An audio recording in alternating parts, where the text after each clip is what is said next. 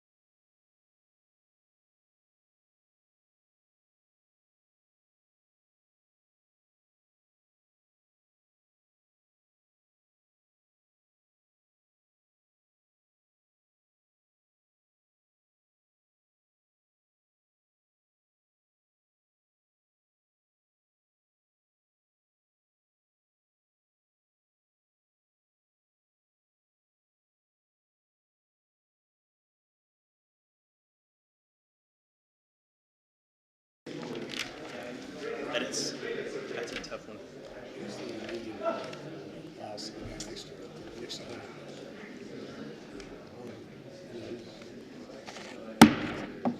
The House Ad-Hoc Committee on Groundwater Supply in Pinal County is called to order. Little housekeeping things, cell phones, remind members and presenters to speak into your microphones. Also, if you want to be on the Wi-Fi, thank you, Mayor. The password is thank you. The T and the Y are both capitalized if you'd like to hook up to the Wi-Fi. We'll start to the left and have the members introduce themselves.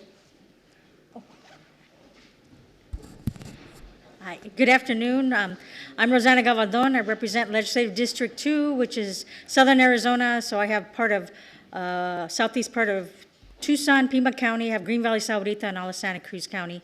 And thank you very much, Mr. Chairman, for allowing me to speak. Thank you. Mr. Campbell.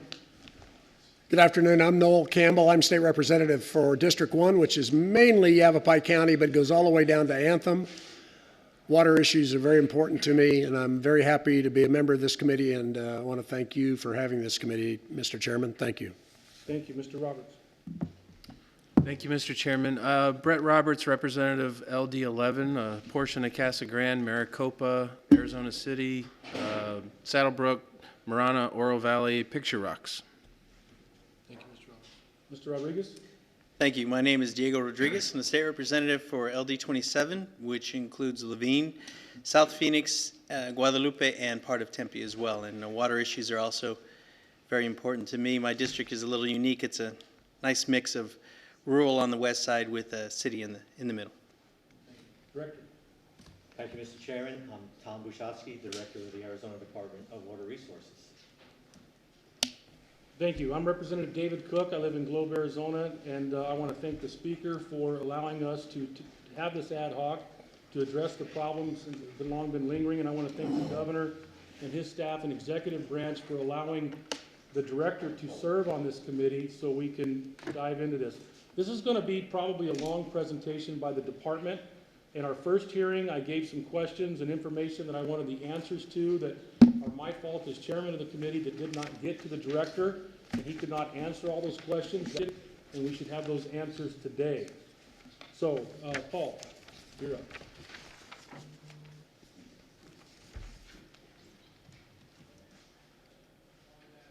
Thank you, Mr. Chair. Is this working? Mine's not, I'm just doing Okay, it. I'll shout at you if that's okay. Okay. Good afternoon, Mr. Chair and members. For the record, my name is Paul Berglund. I'm the research analyst on land and agriculture and natural resources, energy and water. This committee is charged with two tasks. First, to study the available groundwater and renewable water supply in the Pinal AMA. And second, to make recommendations on modeling criteria for the available groundwater supply in this AMA. With that, are there any questions? Members? Thank you, Paul. So before we get, Mayor McFarland, I'd like for you to stand up. I want to thank you. Go ahead. Everyone, if you don't know, this is Mayor Craig McFarland of Casa Grande. I want to thank you, and if you have any of your council members in the audience, ask them to stand up. I do. I know Bob's here and Mr. Powell's here, so I don't know if anyone else is here. The Supervisor Miller is here also. Great. County. Steve, thank you for being here, but thank you for allowing us to use your wonderful facility and bring state government out to the people. I appreciate that. So with that being said, let's get on to the presentations. I think there's a little bit of change. First up will be global water. Sharon, am I reading your notes right here? Global water. Okay, global water, thank you. It should be this way. That's on. And then that turns the podium on, so those are on. This way's on. Okay? Yeah. Those are on. Yep. We don't have high-tech stuff like this, right? Okay. Thank you, Mayor. Thank you, Mayor.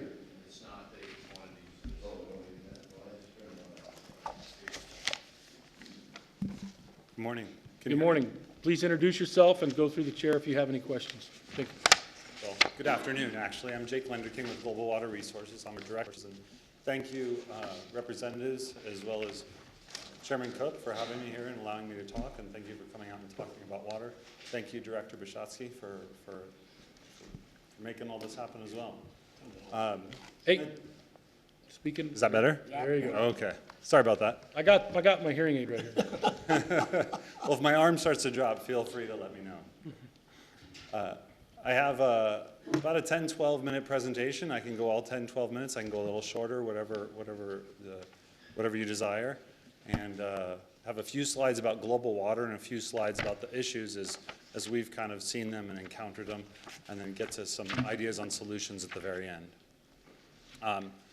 Really quickly, our company is a younger company. We're founded on the idea of water scarcity. We were founded in 2003, and we're out advertising about water scarcity in 2007, and then it was still a little bit taboo.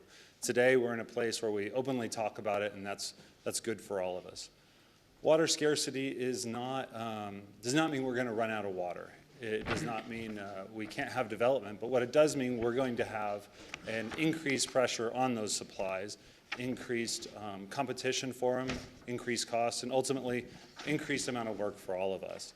And that's the principle and guiding principle behind the founding of our company, which brought us to total water management.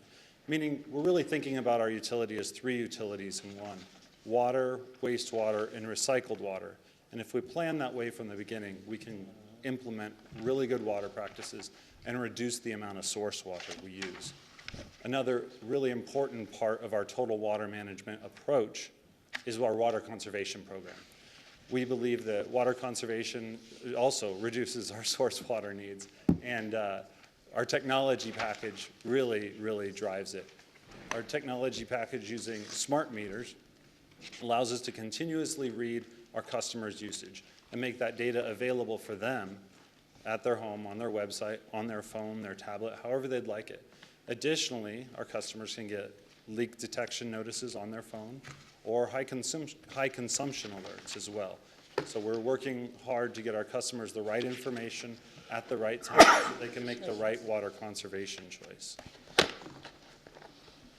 And one last slide on us, and that is our service areas. We believe in planning, and planning is the first and strong point of what we do. You see these are really big blue areas on the map. Those represent our 208 amendments, our ability to serve wastewater services in those areas.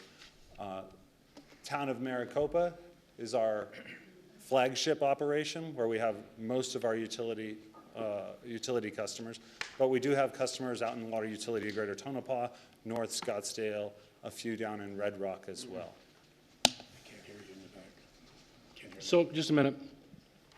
Can everyone hear what he's saying? No. No. Can we turn up the volume up there in the crow's nest? Would it be better if I just speak really loud without a microphone? No? Or is this better? Oh, there you go. That's better. That's much better. Very sorry about that. So grab it towards the bottom. I'm going to give you a little, not the top, the bottom. There you go. That way, because when you have a tendency to drop your hand down, that's why it's still taller. Well, thank you for pointing that out. And again, if I do it again, feel free to tell me. Well, let me jump into some of the issues. And I put them together here in kind of a short-term to long-term packet. You know, I think the groundwater model itself is a short-term issue. I think although it's taken a few years to get where we're at, to understand we're releasing it sometime this fall, or the department is, it's a short-term issue. Groundwater itself is a long-term issue. It's long-term, medium, short-term. It's all of the above. So it's actually not really across my slide. It's well known to all of us. The volume of analyses, I think, is another short to medium-term problem. A lot of them are set to expire, and how we renew them is going to be an important way how we move forward on groundwater. We had a really robust discussion about this a few years ago, and maybe we can start that discussion back up again and run that issue to ground. Changes to certificates of assured supply. There are a lot of certificates of assured supply here in the Pinal AMA, and they're for very specific plats. And we're hearing developers and landowners say, we believe we're going to see changes to the market where we would like to change those plats. And I don't know if it's something that we need to convene on and have stakeholder process, or something that maybe DWR can just consider, or if it's even going to be a problem. But I think it's something we need to make sure we're mindful of moving forward.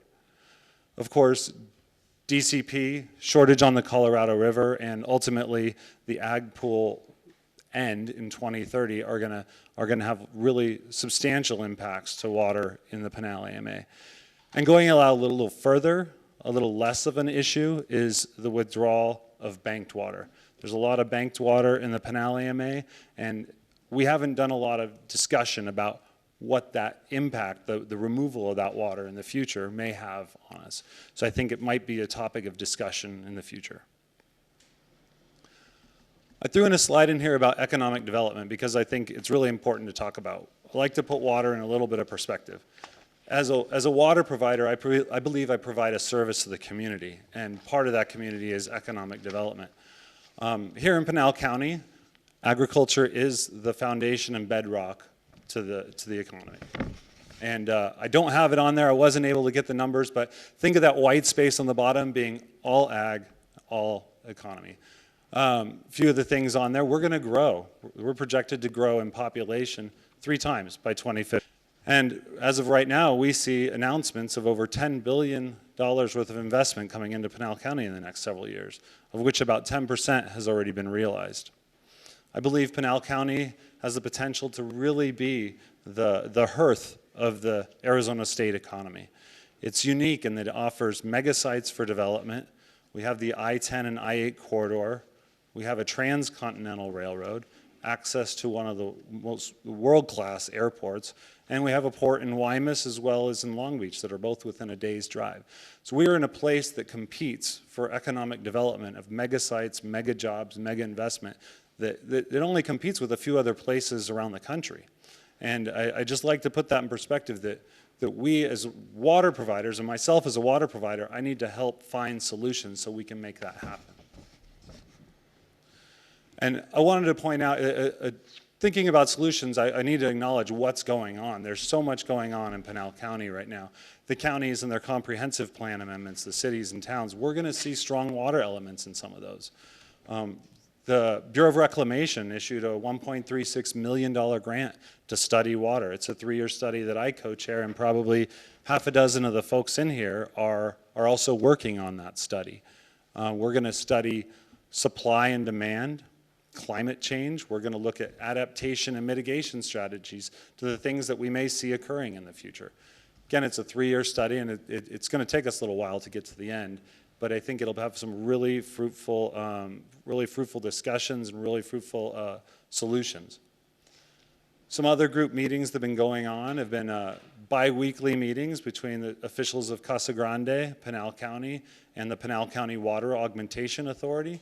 I was on a small task force, and we talked about water regularly, about once a month, amongst ourselves and others, trying to develop solutions to the Pinal water problems. PICWA itself, the Pinal County Water Augmentation Authority, has been talking about, and of course, the Groundwater User Advisory Council has a leadership role in water in the Pinal AMA.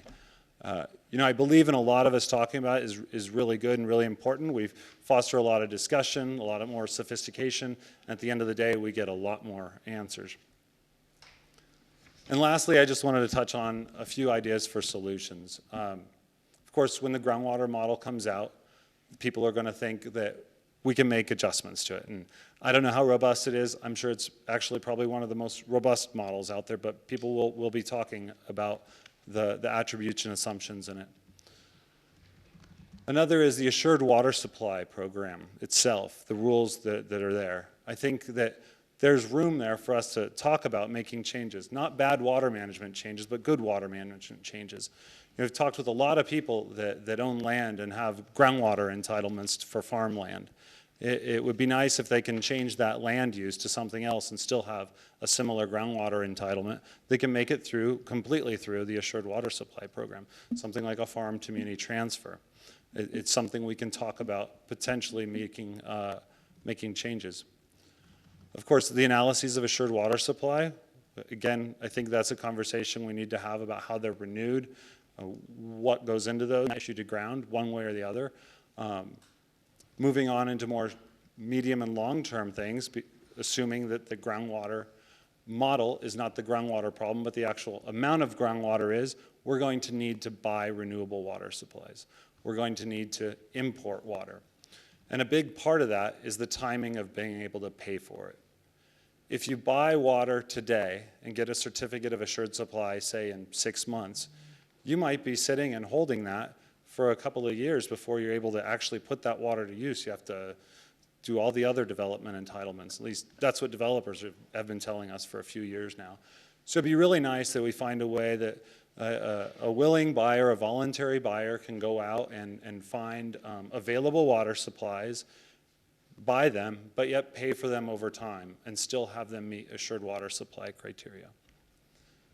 And lastly, I think we're all thinking this, we need to talk a lot more about water. And Director Bishotsky, I saw your opinion piece about a stakeholder group, and I completely agree. We need to do that. We need to convene the policymakers and elected officials, as well as the stakeholders who have equity positions in water in the community.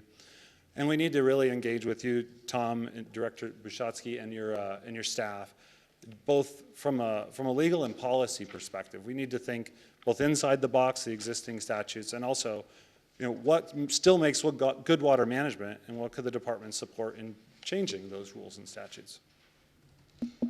And that concludes my presentation. I'll take any questions you may have. Members, do you have any questions? You'll find I have a reputation for always having questions. Through the chair. So you mentioned a couple of things that... Through the chair. Oh, yes, sorry, Mr. Chair.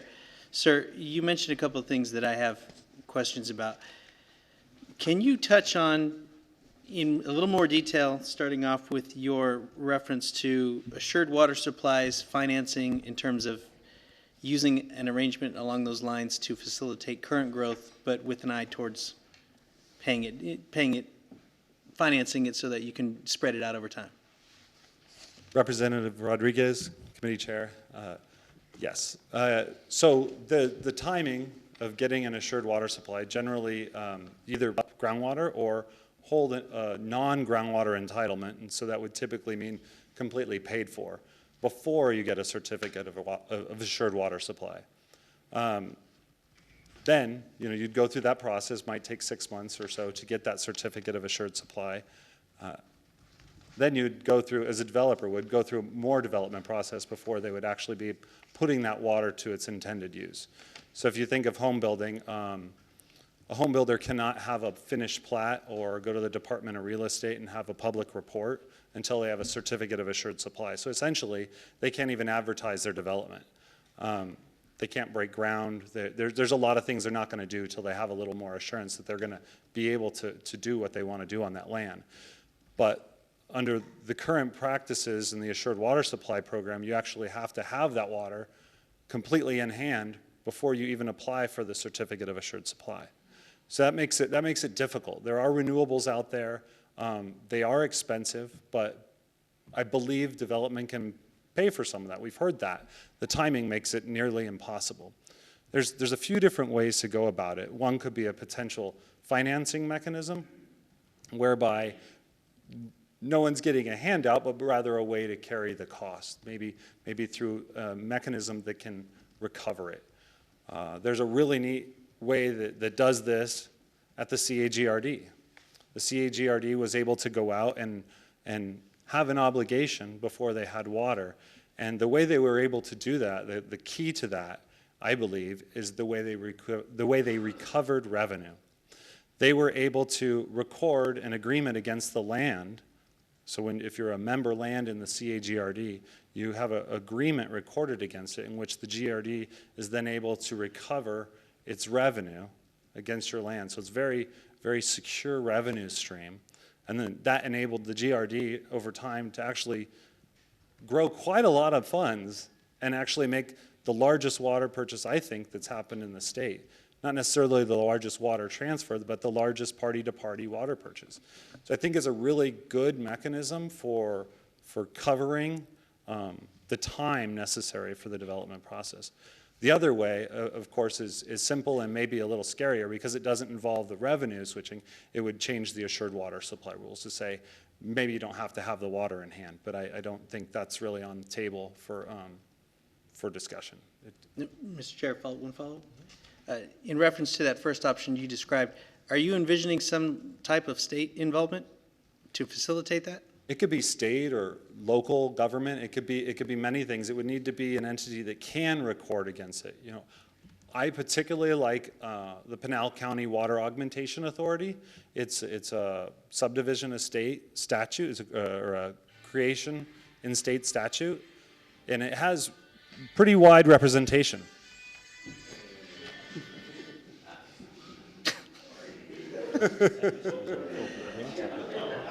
Okay, I grew up in Wyoming, and you can't get much more country than what just happened.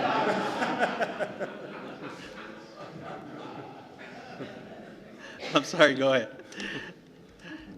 You were referencing that agency that... Yeah. I didn't even know about the Pinal County Water Augmentation Authority until and I kind of grew to love its structure and its potential. I've been at Global Water now for almost 2 years and started attending the Pinal County Water Augmentation Authority, or PCWA meetings, and eventually I sit on the board. There's 11 members, has an ag representative from MSIDD, one from Katy, and several from the cities and towns. So I think its representation is a good fit for something that can oversee something that would be Pinal County specific. Thank you. Please, Ms. Calvin. Thank you, Mr. Chair. Hey, Jake, how are you? Good. My question is in regards to these meetings. We brought up quite a few of these groups that are meeting. And my question to you, sir, is I mean, to me, I'm just wondering how these meetings are being actually talked about on the state level, if it be the Governor's Council or any of those subcommittees. Just, can you address that, please? That's a good question. I think Pinal County, for all its water troubles and woes, might be a little underrepresented at some of these, but some of these are brought up there. Supervisor Miller sits on the Pinal County Water Augmentation, I'm sorry, well, he sits on that as well. He sits on the Governor's Water Council. I lost him. A few people do. But I think if we had a little more representation on that, we could bring some more of this to fruition at that commission. Mr. Chairman, I have a follow-up, please. Thank you. And Jake, and thank you very much for that answer.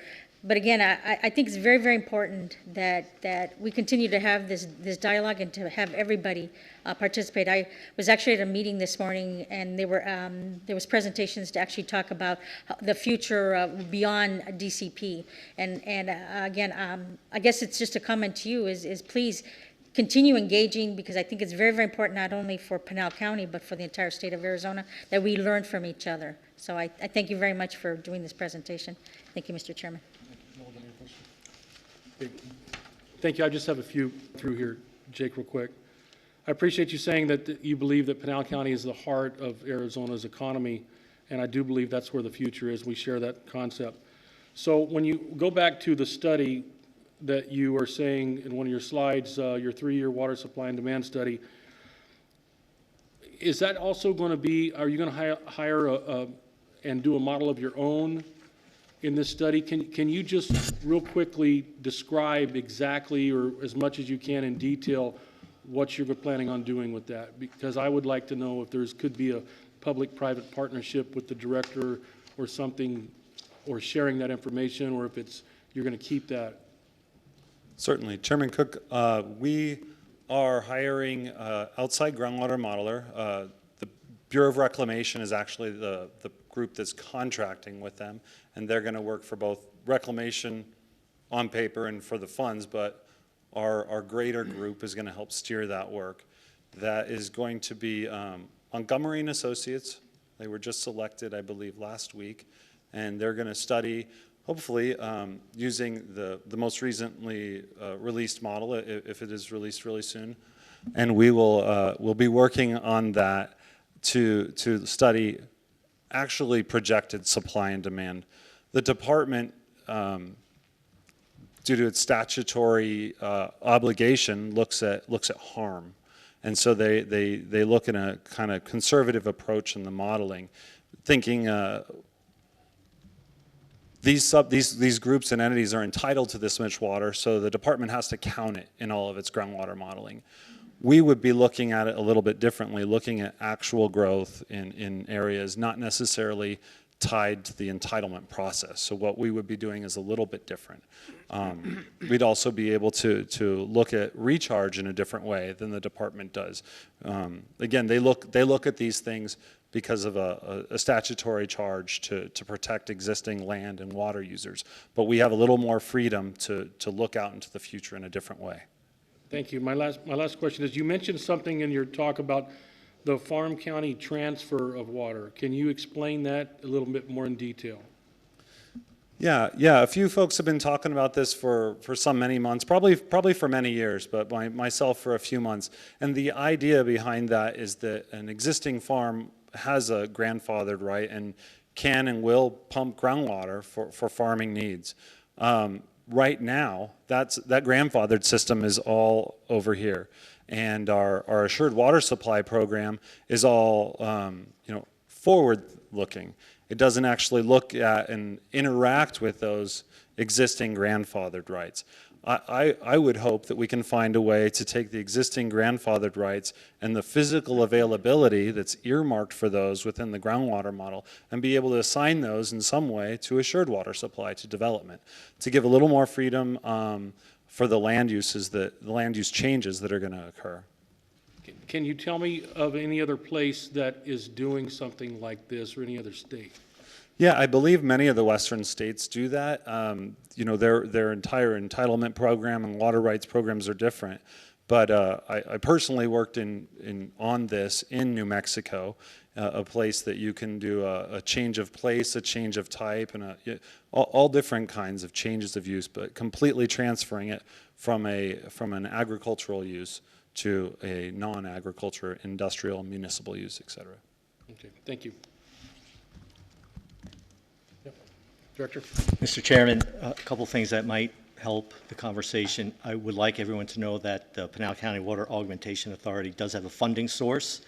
It's the groundwater withdrawal fee. The statute says the director may give up to $200,000 per year out of those funds to PICWA, and at least every year that I've been director, we've given them the $200,000. So there's already a funding source to some degree for that organization.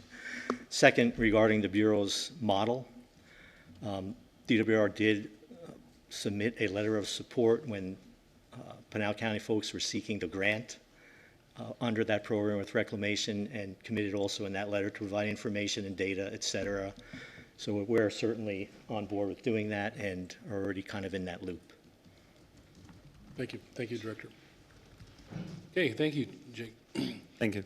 Before we get on to the next presentation, I want to thank my seatmates, Senator Frank Pratt and TJ Shope, for being here. In fact, fellas, if you guys want to come up, or if you have any questions that you have or anything, feel free to come on up. Next, Sharon, reading your notes. Okay, I believe next up is Arizona Water Company. Please state your name for the record.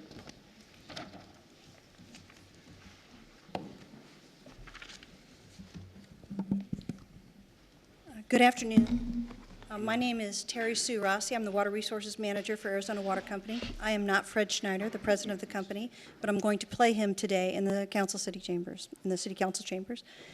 He had some personal matter that kept him from being here this morning, and he wanted me to extend an apology for not being able to attend. Just so you know that I'm in good hands today, the previous president of our company is here with us today, Bill Garfield. And also the general manager of our Casa Grande division, Mark Kieran, is here, and his right-hand man, Ray Muriotti. Thank you all for being here.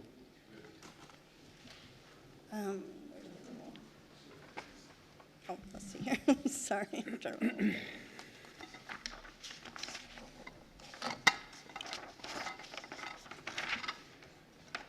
Okay, I think I'm going to need, is it Paul? I need some help. I don't know what happened. Okay. There it is. So which one of these works to make it the right button? Okay.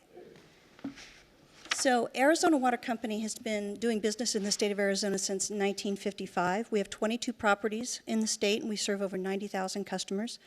But I want to focus today on Pinal County. So in Pinal County, we have roughly 57,000 customers as of September of 2019, and we delivered approximately 23,000 acre-feet to those customers in 2018. We have a number of those, the subdivisions that are located inside of our service areas are members of the Central Arizona Groundwater Replenishment District that Jake referred to earlier, 257 of them. Represents about 55,000 lots and roughly 34,000 acre-feet of groundwater that we're entitled to pump according to that membership. We have several water sources of supply, including CAP allocations that are totaling over 17,000 acre-feet. We have roughly 57,000 acre-feet under Certificate of Assured Water Supply. That's above and beyond the membership in the GRD. And we have about 55,000 acre-feet of groundwater capacity in our system. I wanted to give you a little bit of a feel for where those certificates of assured water supply are located. And so the map that you see here, the green represent the existing certificates of assured water supply. The red hatched represent those that have membership in the CAGRD, and the yellow represents analyses of assured water supply. And this makes up roughly 40% of our water planning area.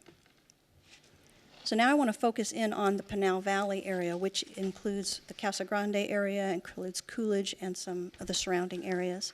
And this is our fastest growing system. It represents roughly 64% of the growth in the Pinal County area. And in this area, we have a number of certificates of assured water supply as well, including 262, and there's 70,000 lots associated with those. And that's all certificates of assured water supply that have been issued, and about 47,000 acre-feet of groundwater is associated with those certificates. Within the Pinal Valley water system, 128 of those subdivisions have membership in the GRD and are entitled to roughly 36,000 lots and are entitled to roughly 26,000 acre-feet of groundwater. We estimate that of those certificated lots, 37,000 of them have not been constructed yet. And regarding the analyses of assured water supply within our water planning area, there are 25 analyses with a total of 80,000 lots and 50,000 acre-feet of water associated with them. So when you ask the question of how much groundwater is in our area that we are entitled to use, we believe that under the Certificate of Assured Water Supply Program within Pinal Valley, we are entitled to use roughly 47,000 acre-feet of water. When you add in the analyses of assured water supply, then we would argue that we could potentially be entitled to use up to 97,000 acre-feet of groundwater. There are a number of issues that we face, and I thought that Jake did a great job of pointing out a number of them, and I'm going to touch on a few of them and perhaps a little bit different angle. The first item is with regards to the model. The model is a regional tool. The model works very well in terms of a very large area, the Eloy, Maricopa Stanfield subbasin. But when we start to apply the model to a very specific area, like a small subdivision of, say, 100 lots, the model, I think, is less effective in terms of making those kind of localized decisions. And so we have sort of two systems operating. One is a bottom-up system where we're applying for these certificates of assured water supply. It's very specific. This many lots, this is much water located, this is where the well is. And then we have these global assumptions that are within the context of this model. And when the system was, when there was more capacity in the system, when we had more water supply, more groundwater available, these two systems could be compatible. But as we've gotten to the system has tightened, we're starting to see problems with these two ways of doing things. And so they're kind of colliding in the middle. And so we're just sort of wondering if there's a way for us to think about using the model for overall groundwater management purposes and maybe backing off a little bit on the model in terms of using it for certificates of assured water supply. The second issue, and Jake talked about this a little bit, is just the idea that the certificates of assured water supply are set in stone in a lot of ways. So in our area, we have 262 certificates of assured water supply that are in the Pinal Valley area. All but 4 of those were issued before 2009. So you could argue that those decisions that were made in that time, those were our vision of our community back in the 2000s. Well, it's been 10 years. Our vision of our community is very different today than it was then. And yet we are there's certain values, if you will, or certain decisions that are set in stone with these certificates of assured water supply. We need some ability to modify them. And that's proven to be somewhat difficult, and I imagine there'll be people who will tell stories about that. One of the things that I would say is that as you hear these different stories, keep in mind that they're stories, and so unless you have direct knowledge, you don't know exactly what the truth is about these stories. So the other thing that we would like to discuss is that at this point, there's no clear path for using analyses of assured water supply. So they were determined that there was some physical availability of groundwater in the past. There was an easy process for transitioning that to a certificate. That doesn't appear to be the case any longer. And so we feel like that's an issue that needs to be addressed. And then finally, there's the renewable supplies acquisition, and Jake tapped on this, that even when you consider if we can get up to a point of where we've sort of got our hands around how much groundwater we can use and there's a clear path for using it, it's still not going to be enough. We're going to need to acquire renewable water supplies, and that is a very difficult task to do. There's significant upfront costs, and there are a lot of obstacles. And perhaps there'll be people today who can talk about their very specific obstacles. So before I talk about suggestions for moving forward, I'm going to just skip forward one slide to what we are doing, and then I'm going to come back to that slide. So what Arizona Water Company is doing is we are developing a joint water resource plan in conjunction with the city of Coolidge and Casa Grande, and we're also having some discussions with Pinal County about potentially helping them as well. The major focus of this plan is really quantifying the volume of groundwater that we believe is available and that we are legally entitled to use for a period of time. And we want to also create certainty around how we're going to be able to use our CAP entitlements for assured water supply purposes. The other thing that we're doing, which is a focus, is exploring other potential water supply sources located right within our service area. And then finally, like some of the things that Jake was talking about, we're evaluating workable financial mechanisms. The other things that we're doing is we are in the process of finalizing a recharge and recovery project, and it is actually going to have an open house here soon, which everyone is invited to attend. It'll be in January. And we will be, for the first time, storing water in an underground storage and recovery facility. And it'll be the first water utility that will have a permitted facility. MAR 5 was developed, but it was not a permitted facility because it's on reservation. We'll be the first permitted USF using CAP water. And then we've also been storing water at the local irrigation districts for a number of years, and we recover that water on an annual basis. And like what Jake said, we're working with all the groups that he talked about to sort of create a predictable regulatory environment that we think will facilitate growth.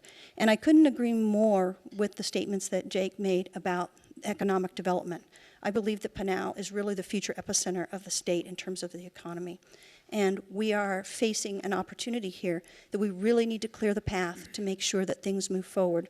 In 2019, I think they're projecting that Pinal will move about 5,000 housing units. That has not happened since 2002, 2003 timeframe.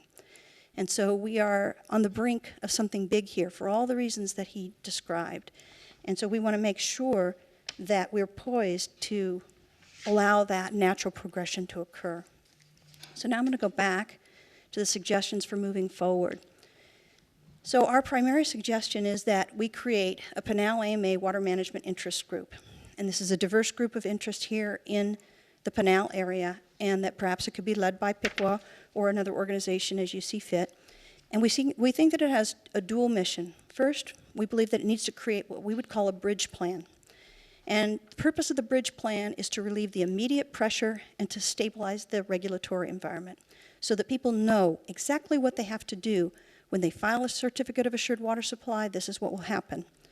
Before they buy the land, they need to know whether or not they will be able to get through all of the hoops they have to in order to sell lots on their land. And Jake did a very good job of describing what that process is. And then we need to create a predictable system for modifying the existing certificates of assured water supply and using the analyses of assured water supply. And we're not suggesting to you how that would happen today, but in this stakeholder group, we believe that's an appropriate topic for it to discuss. And then the second task, the second mission of this group, we believe, is to prepare a Pinal-specific post-2025 water management program. And that's really about carrying forward the tried and true from the Groundwater Management Code, from the existing assured water supply program, but also proposing and advocating changes to the regulatory environment to make it more workable in the Pinal County of today. So right now, we have a certificate of assured water supply program and certificates that reflect our view from 10 years ago. What we need is something that reflects our vision of our community today. So if you have any questions, I'll be happy to try to answer them or have anybody on my team help. Thank you, members. Brett, any questions? Yeah, and I do have one. Thank you, Mr. Chair. Ms. Rossi, just for my simpletons, lack of knowledge on water because it's such a vast thing, when you say acquire a renewable water supply, can you explain to me exactly what that means? Because how do you acquire you're talking about somebody that has a water supply that you're going to purchase the rights from? Am I on track there, or can you elaborate on that just? Yes, Chairman Cook and Representative Roberts. When we're talking acquiring a water supply, it can come in a number of different forms. It could be anything from acquiring a water right, like what you're suggesting, perhaps leasing a water right or buying it outright. It could also involve purchasing of what they call long-term storage credits, which is water that's been stored in the ground by someone else. It could also be working to transition an existing water right into a new use. So there are a number of different things. It can even include things like water conservation. So to the degree that you can reduce your demand, you're actually creating a water supply. So it's kind of the gamut, and depending on which supply you choose, and more than likely you're going to pick more than one, then you develop an acquisition strategy to help you secure those different supplies. Thank you. Mr. Chair, ma'am, thank you for coming today. I have a question for you. You've listed off some very important considerations, competing interests when it comes to water. And I'm not saying competing in the sense that it's a bad word, but just water. Homes need water. Agriculture needs water. So my question for you is, looking towards the future and referencing back to the earlier presenter's comments, is the grandfathering, is allowing that the grandfathered water, assured water supplies certificates, it sounds to me like they almost have to be involved moving forward, like to make that change to allow them to be part of this solution moving forward.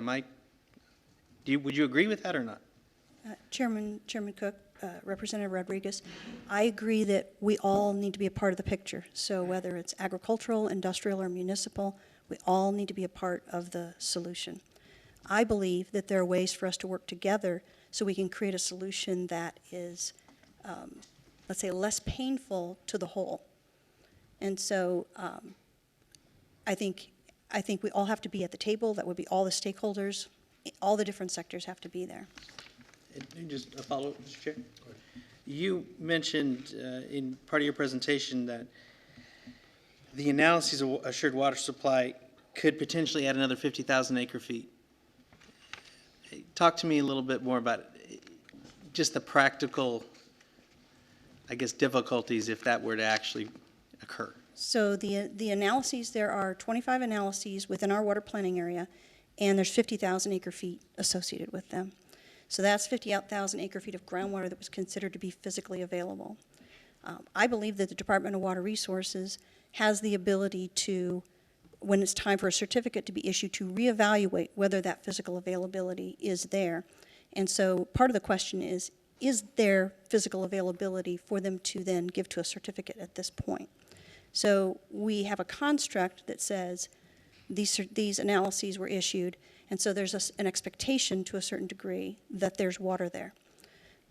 I don't know that when the time comes for a certificate to be issued against it, that will in fact pan out in that respect. And we need to understand that. It's not a matter of what's good or what's bad at this point. It's a matter of understanding what are the rules of the road, what can we expect, creating predictability. And so the other piece of it is as you go forward and you talk about the different sectors and what they can contribute, there may be some consideration about to what degree the physical availability that's associated with either certificates or analyses, to what degree is that supply going to be carried forward, which is why, in our mind, one of the most important things to do is to figure out how much groundwater can we really rely upon on a long-term basis in order to stabilize our world, our environment. Thank you. Thank you. Ms. Governor. Thank you, Mr. Chairman.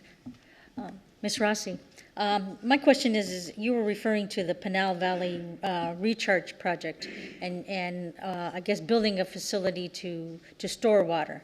And I'm wondering, could you tell me what the capacity of that, how much water would be stored in this project?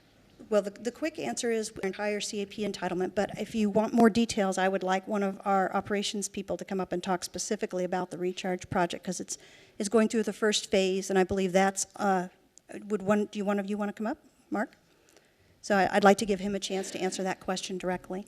But we have a permit for our full CAP entitlement in Pinal Valley, which is 10,884 acre feet, but they're in the process of building as we speak. Please state your name for the record, please. I apologize for my address. We were actually out at the recharge facility today, and that's the attire, so represent. Yeah, so it's a phase project. Please state your name for the record. Oh, I'm sorry. My name's Mark Heron, General Manager with Arizona Water Company. To answer the question, it's going to be a phase project. It'll start with one basin that's actually split basins. At the tail end of it, we would anticipate roughly the 9,000 acre foot to be at the total build out. Mr. Chairman, may I continue? Thank you. Mark, so that 9,000 acre feet, what part of your service area would that be delivering water to? It would be the entire basin. Actually, that would be our CAP allocation that we would take through the project. That would be at build out. So I hope I've answered the question. So, Mr. Chairman, Mark, build out, when are you estimating to to be built out? That's hard to say. It'd probably be speculation. It'd probably a defined answer at this point. But it will be aggressive. I know we'll be moving forward with that. You know, as the demands, as the system changes, and obviously the industry and the growth of the community obviously will drive that. Thank you. Thank you. Ms. Rossi, real quick, I just have a couple things. I believe when you were testifying, you made a comment that maybe for the assured water certificates that a model should not be used? Well, Modeling shouldn't be used? Chairman Cook, what I was trying to say at that particular point was that there are kind of two systems that we're using. There's a bottom-up approach, which is the Certificate of Assured Water Supply approach, where there's a detailed application and the location is very specific and the water use is specific and where the water will be pumped is very specific. But the groundwater model is a very large-scale solution or tool. And as long as there was plenty of physically available groundwater, there wasn't a conflict between these two systems. But as the system is tightened, it's become difficult to match those two things up. And I wish I could come up with an example that wasn't a water example that would help to explain that. But when you're looking at a regional tool and then a very specific local tool, we have certificates of assured water supply that are as small as like 12 units and 2 acre-feet and as big as, 1,000 units and 1,400 acre-feet. In a model that's the size of these two basins, it's very hard to even find that. It becomes, yeah. Hey, and I have one last thing, is that on your slide that we have in front of us about this bridge plan, it says relieve immediate pressure and stabilize the regulatory environment. So to me, that statement says that the regulatory environment currently is unstable? So I believe that the regulatory environment, if it is not stable, that it is becoming, if it is not unstable, it is becoming unstable. And the reason that I say that is because people do not know exactly what they need to do in order to move through their entire transaction process, from a decision about what land they might buy, to purchasing the land, to getting their certificate of assured water supplies, to getting the membership in the GRD, to getting their public report. All those steps that Jake outlined. They may purchase the property, and then all of a sudden they're faced with a situation where there was an existing certificate of assured water supply, they thought everything was fine, and then they suddenly find out that that's not the case. So I think that's different than what we've had in the past. I don't think we've ever been at this point before. And so we need to adjust. We need to modify the system to accommodate that things are not the way they used to be. I had a boss, the last boss I used to say, the old ways aren't working anymore. I think that's kind of where we're at. The old ways aren't working anymore. And so we need to take a look at that and figure out how to create a predictable environment, because for our economy to be successful, there has to be predictability. I have to know if I'm going to spend, $50 million on a piece of land, that I'm going to get what I expect at the end of that. Great. So the last question then, so we can move on, because the director's got a long presentation, is that on behalf of your customers, is your company then, are you glad that we're having these hearings out into the field and taking this issue on? I think the sooner that we can talk about these issues, the better. I also believe that the sooner that the model is released, the better, because I think it's time for people to see what our reality is, to see what we're really facing. So yes, I am. I'm very pleased that we're doing this. And another thing I would like to say is that Arizona Water Company is completely in support of all of its customers, all of its landowners, all of its businesses, and all the residents living here being successful, being economically successful, and creating the kind of quality of life that our leadership, that people like you, that our other elected officials are trying to create. And it's our job, we believe it's our job as a company, to make that quality of life real by providing water. Thank you very much. TJ, Frank, you guys have any questions? Thank you. Okay, thank you very much. Sharon, next batter. Does that make sense? Yeah, sort of. 2, 3. Okay, next up will be the Pinal County Water Augmentation. Is Joe? Joe. Hey, Joe. Good afternoon, Mr. Chairman. I now see why Jake and the folks from Arizona Water told me I didn't have a lot of time to put this presentation together. Mine is short. It's the elevator version of the Pinal County Water Augmentation Authority elevator speech. For the record, my name is Joe Singleton, and I am the Executive Director of the Pinal County Water Augmentation Authority. Thank you for being here today and holding these hearings.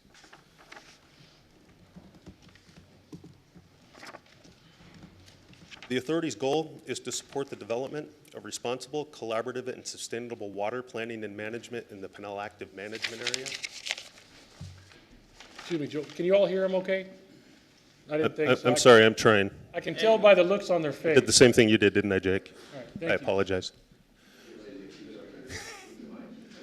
Our statutory purposes include regional water planning, assisting water providers in meeting the requirements of the Groundwater Management Act of 1980, cooperating in augmenting water supplies, and representing AMA interest in the development of water management plans on a statewide basis. As you heard Jake touch on earlier, we do have a broad membership represented on our board. I think it's one of the strengths of our organization.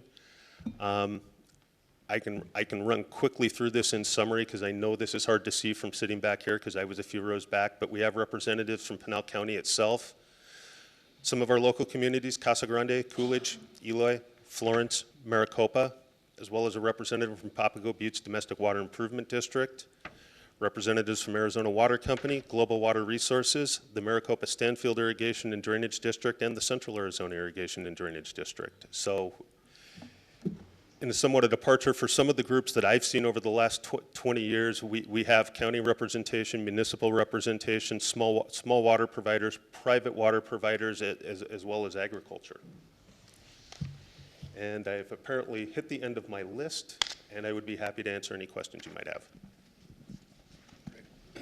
We're going to start over here. Mr. Galvin, any questions? No? No? Okay, thank you very much. Thank you.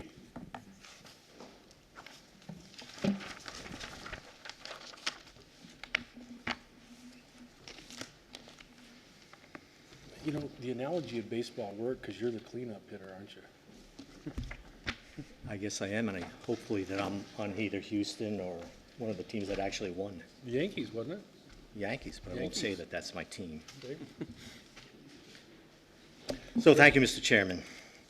I'm going to start my presentation on the next slide with an issue statement. And addressing that issue is vital to the future of Pinal County and is what the stakeholder group that I saw on September 24th needs to tackle. It will be a challenge, but as Arizona has demonstrated for decades, we're up to dealing with big water resource management challenges. My presentation will show the results of the Pinal groundwater model, the information that supports the issue statement.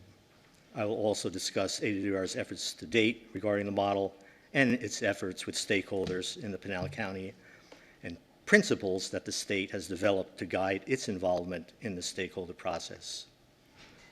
So here's the statement. Looking out 100 years, there is insufficient groundwater in the Pinal Active Management Area to support all existing uses and issued assured water supply determinations. We want to engage in a process led by local stakeholders to identify and vet water supply options that can enable continued development while maintaining strong consumer protection, the whole reason the Assured Water Supply Program exists in the first place. Quick presentation overview.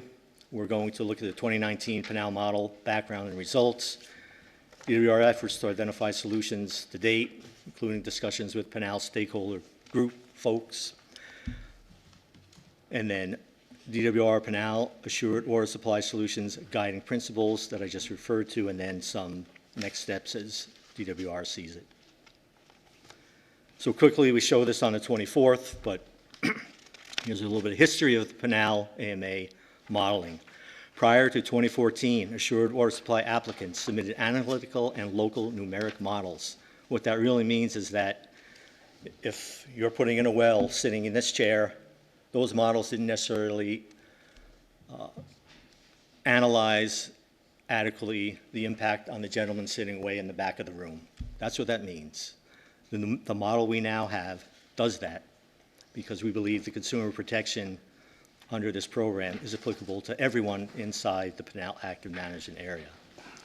So in 2014, WR released its regional numerical groundwater model, and we had it peer-reviewed. In 2019, we updated the model and included 100-year assured water supply projections and some structural modifications. So here is what we shared from our modeling results of the earlier model version with stakeholders in 2017. And this gets pretty complicated, but the total demand that we projected in this model at that point was 94 million acre feet. The simulated demand is 85 million acre feet. And essentially, the simulated demand is what the model puts out. And so it's that what those two numbers mean is that there's not enough water for all those demands because cells dry up or there's bedrock at a higher level or wells are not drilled to a depth where water actually exists and that water from that well dries up. That's why we have that difference. The important number in terms of the Assured Water Supply Program then is this unmet demand, 8,600,000 acre feet. And unmet demand occurs when the model cannot simulate pumping of all demands included. So we'll move on. So some things we did to revise the model in our 2019 version. We made structural modifications to model geology, increasing model thickness in several areas. That means we made more water available in the model. We updated pumping data and recharge data to include 2010 to 2015 information. We updated agricultural assumptions, and I'll take a second to explain some of that. We got some information from Katie and MSIDD about what they projected for future pumping, and then using information we had available to us for the rest of the agricultural entities, we updated those numbers. We incorporated CAGRD replenishment obligations based on their 2015 plan of operation at the rate of 15,500 acre feet per year. So again, more detail on agricultural use assumptions. The assured water supply demands for assured water supply determinations on ag lands are modeled to begin pumping immediately, and those agricultural demands stop immediately. So the practical outcome of that is agriculture is using more water per acre than housing. By stopping the pumping immediately and putting in the assured water supply demand, we're freeing up physical availability. For Katie and MSIDD, they gave us the data. For the other districts, I won't go through each one of those. And I'm not sure how well you can see this in the audience. But we'll be posting this on our website after the meeting is over. Future agricultural uses incorporate combinations of groundwater, surface water, and CAP water where it's available. And we did assume the full CAP ag pool volume through 2030, so we did not alter the model for the potential shortages that might come from the drought contingency plan. We did see already a benefit of the drought contingency plan because we stayed above the 1075 shortage trigger and is going to be getting somewhere in the neighborhood of 270,000 acre feet of their CAP pool. And that is likely to happen in 2021, and we'll see what happens moving out into the future. So our assured water supply issue determinations in Pinal AMA model area. We have issued 40 analyses, 209 certificates, and there are 6 designated providers. The total issued demand under the analyses is 127,000 acre feet roughly. Under the certificates, roughly 58,000 acre feet, and under the designations, 49,000 acre feet. There's no built out and served demand yet for those analyses. For the certificates, it's about 6,000 acre feet. And out of the 126 and change thousand acre feet of analyses that are approved, about 10,000 of that acre feet of that has gone into certificates. So the bottom line, the 100-year cumulative demand for all of those sectors, analyses, certificates, and designations, is close to 22 million acre feet. based on some discussions we had on the September 24th meeting, we put together this slide. 15% of irrigation district acres have issued certificates or analyses of assured water supplies. 43,901 acres within irrigation district boundaries have issued certificates or analyses of assured water supplies, and there are close to 300,000 total acres within those irrigation district boundaries. 57% of all issued certificates or analyses are located within irrigation district boundaries. So for the updated 2019 Pinal AMA model, here are the table of the demands. You can see on the left the numbers that I just went through, totaling 21 million and change for the analyses, the certificates, and the designation. On the right, you can see the total demands for each sector. Agriculture, 48 million, municipal, 2 million, Hillary Indian Community, 500,000, industrial uses, 2 million and change. We also factored in the existing long-term storage credits and future credits.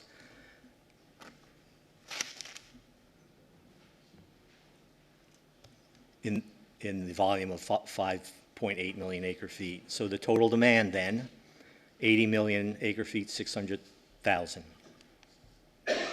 So the model results, total demand 80 million, simulated demand 72 million, unmet demand 8 million, 87,000. 2 million of that unmet demand is attached to assured water supply, 5 million to agriculture, 782,000 to existing M&I, and pursuant to our requirement to remove long-term storage credits, that's 276,000. So we did a side-by-side comparison to show you how we changed things from our 2017 projections using the 2014 model, and again, they're 100-year projections. So total demand went down by 14 million, simulated demand then down by 72 million. You can see our unmet demand went down by a little over 500,000 acre feet. So we did make some improvements, but an 8 million acre foot unmet demand is still a very big number, and will be a big challenge to figure out how to deal with that outcome. So summarizing a little bit of what we talked with stakeholders about in 2017, we talked with them about including the GRD replenishment, and we did do that, as I said before, in the amount of 15,500 acre feet. That was not in the 2014 version of the model. In terms of effluent reuse, there was a request to add in projected future effluent. We did not do that. We're willing to talk about that some more, but we have insufficient information to show when and where that infrastructure is going to be built to create that effluent. We talked about reducing the groundwater reserve to match the most recent demand calculator. So I think, as Terry Sue spoke about, things have changed, including the demand in the municipal sector has been going down. If you apply for a new application, there's a demand calculator that's less than past demand calculators.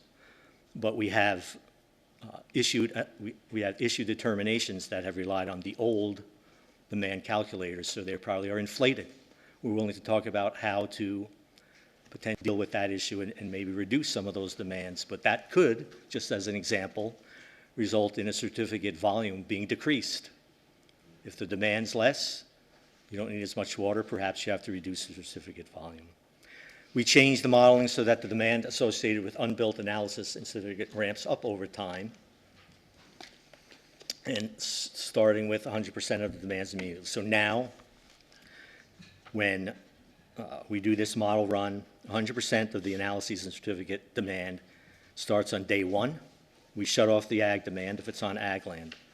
There may be a way to ramp up that demand over time rather than having it all start on day one. But keep in mind that if we do that and the ag pumping continues, the net may be an increase in unmet demand, not a decrease in unmet demand. So we need to carefully think about these things, because some of it is counterintuitive about the outcome on the unmet demand numbers. We talked about requiring on-the-ground progress for the renewal of analyses, and we talked about that quite a bit on September 24th. These are all things we need to have discussions of with the broad stakeholder process, however that plays out. And then we heard discussions about allowing reliance on a private water company outside its CCNN boundaries for analysis applications. So there's issues there that we would have to deal with, including probably issues at the Corporation Commission and whether those things can actually happen. But these are all things we believe we have talked about in the past. We need to have further discussions in this stakeholder group. So the state's guiding principles: we must continue Governor Ducey's commitment to upholding the consumer protection and water sustainability objectives of the Assured Water Supply Program. And again, as we spoke of last time, the stakeholder process should be community-driven. The state's role will be to provide assistance and comment on proposals. I will say this: my vision is that the stakeholders in Pinal should help control their own destiny. That does not mean once they have potential consensus solutions that make sense and uphold this consumer protection principle, they're going to move up the chain for further consensus building into policy or rulemaking or potentially legislative. We talked earlier about the Governor's Council. That's one place you could end going up the chain, but I think the proper place to start is here with all of you that live and breathe in Pinal County. So next steps: the 2019 Pinal Model Report is complete and will be posted on our website after today's meeting. We worked really hard since September 24th to make that happen. We weren't sure we could. That's why we said in the fall last time, but it is done. DWR is targeting a meeting in the week of October 28th to meet with the current applicants, but also their consultants and other stakeholders to present the model results in more detail. I gave you like the 500,000-foot overview of the model. I think we need to sit down with modeling experts and go through this down in the weeds. We're actually targeting November 1st for this meeting.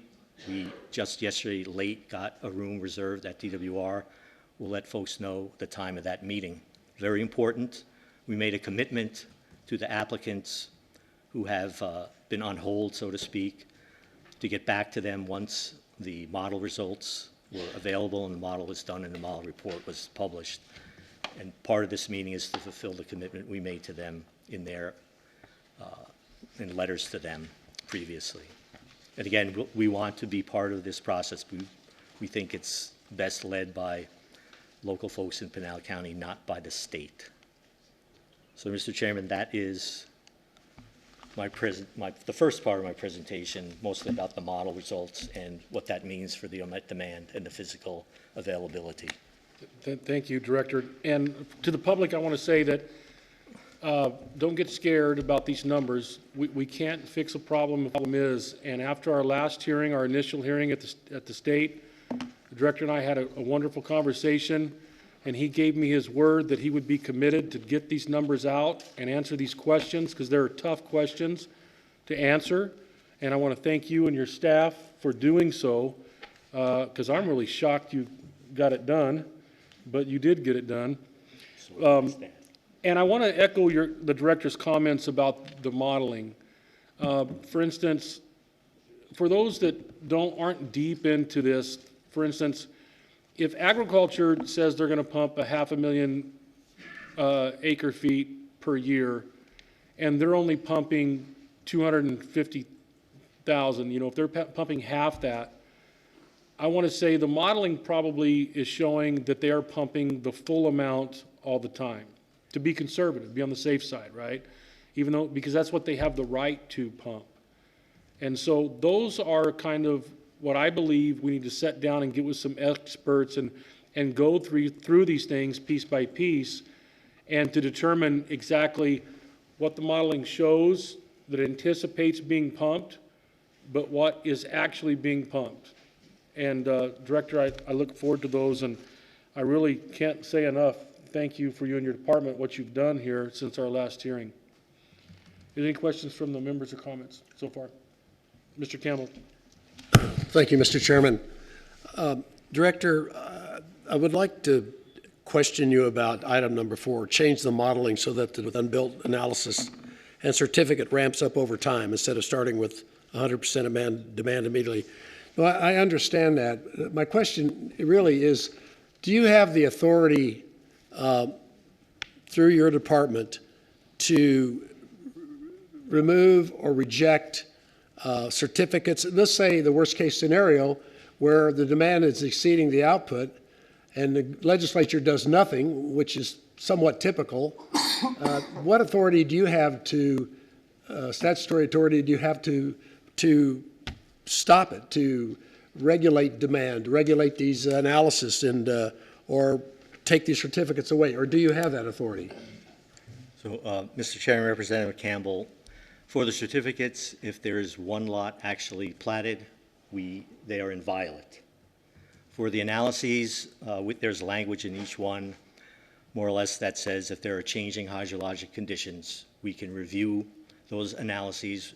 When they come forth for the process of being certificated, that means we can go back and look at the physical availability issues and see if there's unmet demand or other issues that would prohibit that physical availability from being made available to that analysis as it moves through a certificate. And also, when it moves through a certificate, they have to prove up continuous and legally available as well. For certificates, that continuous and legal availability would have already been met.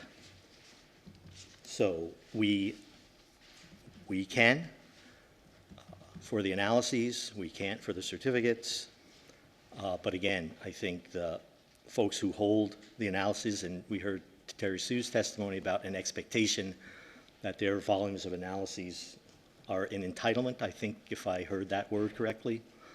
I'm not sure we agree that entitlement is the right word, because there is that language in their analyses issuance that talks about changing hydrologic conditions. So that will be a really important topic to discuss, how we might be able to do that. Mr. Chairman. Mr. Campbell, go ahead. Yes, sir. In your analysis, is this a foreseeable event? Do you see this happening sooner rather than later? And what is your thought process on that? So can you give us your best guess or best estimate of when we would be looking at something like this in Pinal County? Mr. Chairman, Representative Campbell, we are, the November 1st meeting is not, in my view, part of the stakeholder process. It's fulfilling the commitment we made to the applicants. I am hoping that we start around that same time with a stakeholder process. I think we need to have conversations with the chairman about what that process might look like. We've heard today maybe that PIC was the place. We might have some other ideas as well, but we need to get that rolling sooner than later. Thank you. Thank you, Mr. Chairman. Ms. Gavaldon. Thank you, Mr. Chairman. Director, in number 2, where it says assume effluent reuse, I know I've had conversations with utilities out there that actually are doing that today. So I was wondering when we would get some more information in regards to that, using and reusing our water supply. Mr. Chairman, Representative Gavaldon, I believe that there's an existing wastewater treatment plants treating effluent today, and it's being reused in that service area. If they come to us and say we want that in our certificate, et cetera, we're going to do that. This is more about trying to project out in the future what effluent might be created before we really know the where, the how much, and possibly in the continuous available section of the Assured Water Supply Program, whether they have the funding and those things that are going to come forth to actually make that real. Mr. Chairman, if I just one last comment on that is I've been talking for years about that, about actually using and reusing every drop of water. So I'm very happy to see that this is something that it's going to be a discussion that's going to be had. Thank you, Mr. Chairman. Thank you. And so, Director, that brings up a good point. I think that maybe we should also what the recharge credits are for effluent and see if those are adequate, it's at 50% or what it is, which may change your modeling too. So with that being said, I want to recognize Supervisor Mike Goodman in the audience. I didn't see you sneak in, Mike. Raise your hand. All right, thank you for being here, Supervisor. And also Representative Cano came in and sat down by Senator Pratt. Thanks for coming and hearing what's going on. We appreciate you being here. Okay, any other questions? Representative Rodriguez. Thank you, Mr. Chair, Director, thank you for that eye-opening presentation. Referring back to number 4, it seems that the assumption of starting with 100% of demands immediately is entirely consistent with the stated goal of preserving consumer protection. In terms of changing the modeling, at what point does a change in the assumption regarding 100% of demands, lowering that percentage, become inconsistent with the goal of consumer protection? If you can answer that. Mr. Chairman, Representative Rodriguez, I'm not sure I can, because I think we would have to test different levels of ramping up to see how it affects the physical availability and the unmet demand. And until we can get into the room and talk about that proposal and kind of build a consensus as to what those numbers might be, it would be hard to speculate about what the outcome would be. But I do agree with you that right now our methodology is the most conservative in creating the highest level of consumer protection. Thank you. Mr. Chair, Mr. Director, referring to page 9 of your presentation, on the second part of the chart, on the right-hand part of the chart, you have listed future long-term storage credits. Can you define that for me? How does the department define future LTSCs, and how did you make that quantification? So let me see. Yeah, right.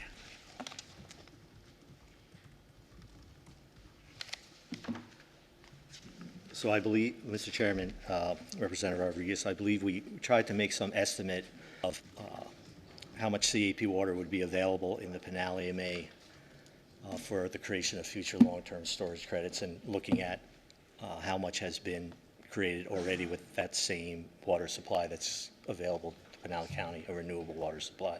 So it's an estimate. So that's an extrapolation based on what's happened historically? And how much CAP water allocations exist in the active management area. Okay, thank you. Mr. Roberts, anything? TJ, anything? Frank? No, not at this time. Okay, thank you, Senator. So, Director, thank you again, and lead on to the next one.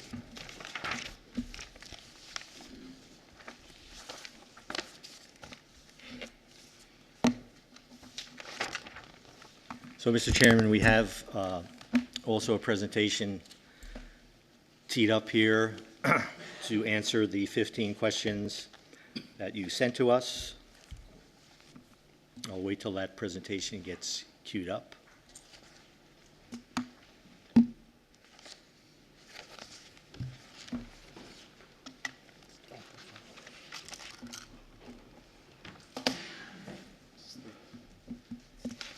Thank you. So, Mr. Chairman. Let's give a little background, Director, before so people know what they're looking at. So, Chairman Cook sent us questions. Our staff went through these questions and carefully provided these answers. There's probably a lot more legalese and technical information in here than in my prior presentation, but that unfortunately is a necessity because we want to be 100% accurate, because some of these concepts embedded in these questions are sometimes difficult to understand, and preciseness is key to understanding. So, Mr. Chairman? Please. First question. What is the current shortfall, in parens, unmet demand in AWS groundwater model for the Pinal active management area? And we talked about that already. And we define what unmet demand is. It occurs when the model cannot simulate pumping of all demands included, creating a pumping shortfall or deficit. It occurs when there is insufficient saturated aquifer to satisfy the pumping demand, or the depth to water level reaches bedrock. Unfortunately, in this area, there's a bedrock ridge 200 feet below the land surface in the Casa Grande area. Not a lot of saturated aquifer thickness here. Or the other situation is when the depth to water exceeds 1,100 feet, which is statutory after the 100 years of simulated pumping. As I said before, we look at the wells that have been drilled. If the well is drilled to 300 feet and there's water to 500 feet, once the water level drops below that level of the well at 300 feet, the model says there's no water there, even though there is, but there's no well accessing that water. So that's part of what shows up in unmet demand. Again, we talked about the number, almost 8.1 million acre feet. And again, we looked at some of the sectors and their contribution to that unmet demand. And again, agriculture, as we all know, is the basis of the economy right now in Pinal County. And so, of course, they're using the most water and have the most projected use out in time. And we referred back to slide number 10 in the presentation where we have this information. With your permission, move on? Yeah, let's roll. In fact, if you've already covered this in your other ones, Okay. you can highlight it if you'd like. All right. Based on existing statutes and rules, if grandfathered groundwater uses were not included in DWR's groundwater model, what would the volume of unmet demand be? So again, pursuant to that long numbered rule, the model must incorporate all existing groundwater uses, including those associated with the grandfathered groundwater rights, as well as future uses associated with approved assured water supply determinations. Again, the primary purpose of the program is that consumer protection and an assurance that there's a long-term reliable water supply. So that's why we need to look at all the pumping. Removing grandfathered rights from the model would not comply with number one guiding principles, our consumer protection. Again, and here we've referenced slide 13, which is our principle. But the assured water supply rules do allow the director to consider likely changes in pumping patterns of existing uses, and the long rule number is there. And accordingly, in the 2019 model, we did incorporate some assumptions regarding anticipated reductions in pumping associated with irrigation grandfathered rights, and put that information into the model as part of the reason the unmet demand went down from the 2017 runs to the 2019 runs. Moving on to number 3. We have heard there is no groundwater physically available in the Pinal AMA. Assuming this is not true across the entire AMA, how can DWR use its model to define areas where groundwater could be successfully used for assured water supply purposes? And as we stated above, the 100-year modeling results show a very large volume of unmet demand. It is unlikely that any specific area will produce sufficient groundwater to meet assured water supply requirements for a new or even pending applications without negatively affecting groundwater supplies for the rest of the AMA. So we don't think that we can do what this question presumes we can do because of the large volume of unmet demand. Number 4, how could the groundwater model be used to test if the location of recovering water stored in a groundwater saving facility makes a material difference in the model results? So changing the location of pumping in the model, whether that pumping is related to groundwater withdrawal or recovery of stored water, may marginally affect the model results. However, again, given the high volume and widespread occurrence of unmet demand, it's going to be a tough nut to crack to reduce that unmet demand to a place where we can give it an approval.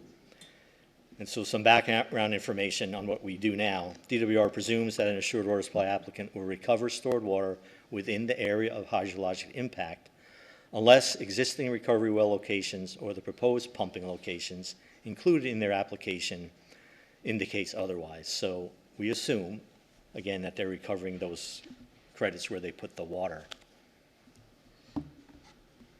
There's more. We could scroll down. Okay. So that's another issue, though, we need to talk about in this stakeholder group about how these credits work. And I think, again, previous speakers brought that up. Number 5, how does replenishment by the CAGRD affect physical availability of groundwater for new requests for certificates of assured water supply? Replenishment by the GRD is not sufficient to address all the unmet demands in the 2019 Pinal model and demonstrate physical availability. And again, we did put in 15,500 acre feet per year based on a 2015 plan of operation. And really to be eligible to be members of the CHRD and have your water replenished, you first have to prove the physical availability. So the replenishment district doesn't serve as creating a water supply. It's only replenishing the groundwater that is being pumped out, excess groundwater that's being pumped out. And that's their role. Number 6, what advantages and disadvantages are there to basing material plat changes on the volume of the certificate of assured water supply and not on the units under the certificate? In 2006, DWR adopted a rule defining material plat changes. That rule simplified and streamlined the previous DWR policy regarding material plat changes by eliminating limitations regarding lot size and land use types. There was a lot of stakeholder discussion and feedback, so the current rule allows an increase in the number of lots of about 10%, and that is not a material change. So before that process in 2006, you couldn't change the lot, you couldn't change the, it was a material plat change if there was any increase in the number of lots before that part in time. So we've gone a little bit of the way down this path. We are certainly willing to have additional discussions in the stakeholder process about whether the 10% is the right number, whether it can be bigger. And I think what DWR would like to see come out of this is to make sure there's at least a check back with DWR to ensure that the material plat change is increasing the demand in the certificate and actually would be a net zero or decrease. And we might have some more leeway if that's the outcome of the discussion. Can you repeat that last So, part? If there's a material plat change, it could potentially increase the total demand above the demand number already issued in the certificate. We can probably take a broader view of this if the net change is zero or if the net change is negative. So the certificate would actually use less water. Okay, thank you. Sorry, Mr. Chairman. That's fine. I just want to remind everybody that these documents and all the presentations will be available, I believe, by Tuesday or Wednesday online at the AZ Ledge website. And if you would like to speak, we're going to listen to everybody. Then the slips to fill out are up at the podium, and hand them to Paul if you, please continue. So, Mr. Chairman, we intend as well to have those up on our website later today, the close of this hearing. Right the model on. results and all the docs. Okay. I've got my IT people standing by to do that. Many people believe that an assured water supply can be secured in Pinal AMA by using long-term storage credits. What, if any, limitations or impediments should be considered about this approach before purchasing such credits? So there are several requirements that must be met in order to rely on long-term storage credits. Pursuant to the rules again, and due to our substantive policy statement, long-term storage credits recovered outside the area of hydrologic impact of the storage can only be considered physically available if the proposed recovery pumping will not cause the depth to static water levels at the proposed pumping location and the locations of all, important, all issued assured water supply demands in the study area to, 1, not exceed the 1,100-foot maximum after 100 years, or depth to bedrock. This is the same physical availability criterion that applies to groundwater.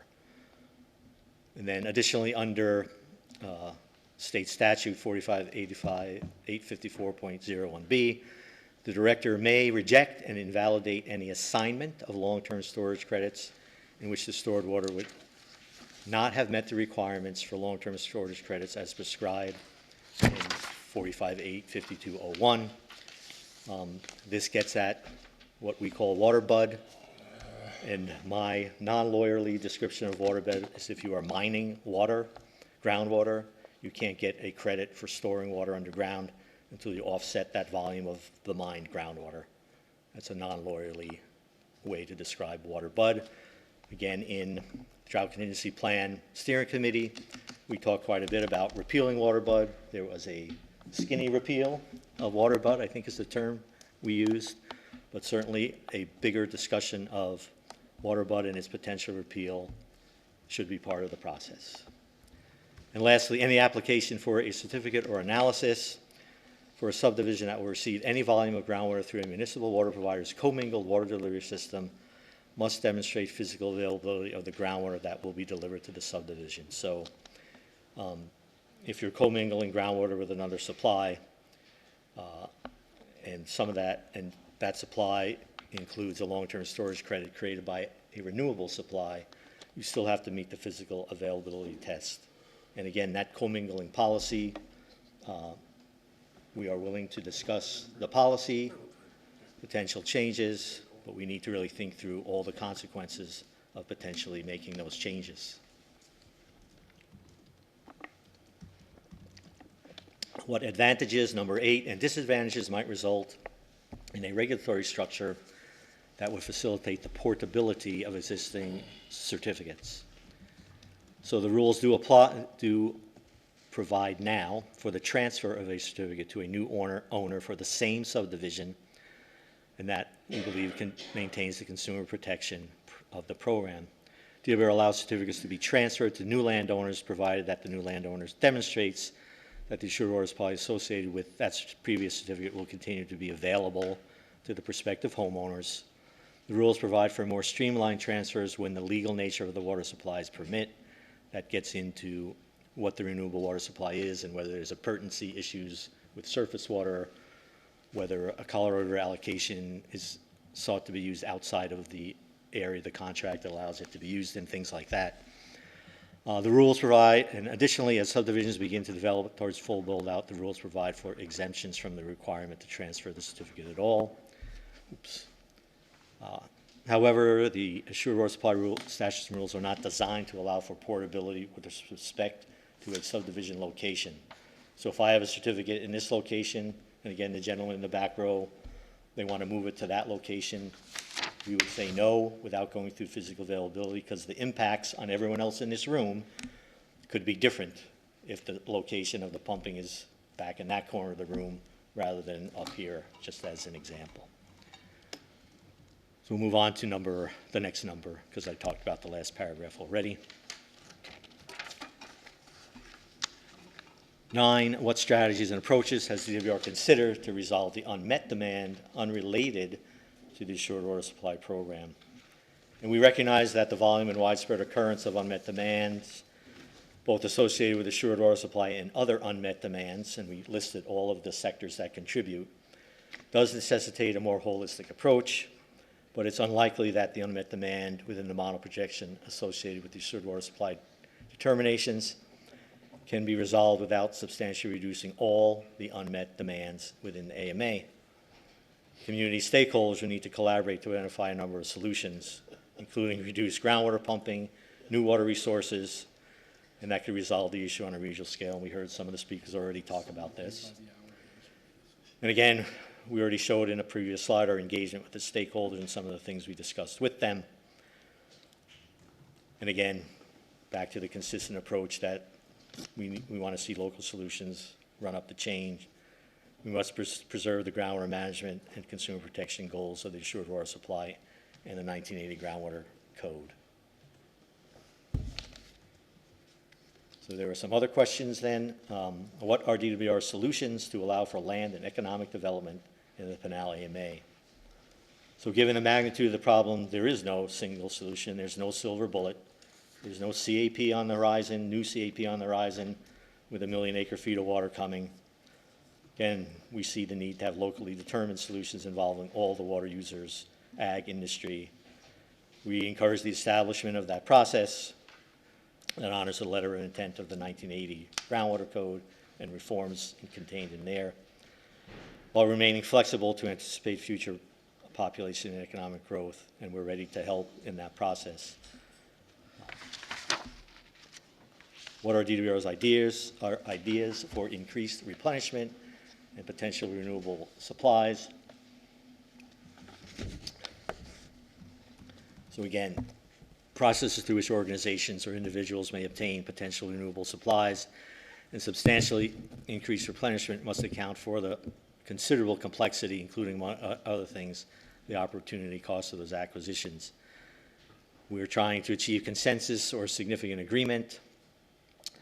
We've had DWR has been part of processes similarly in the past, including the stakeholder conversations in 2017, CWCD steering committee effort, and the extinguishment credit process that a lot of folks in the audience were involved in. We did want to point out, though, that in the Arizona DCP implementation plan steering committee process, other parts of the state raised serious concerns about transferring their water supplies to central Arizona.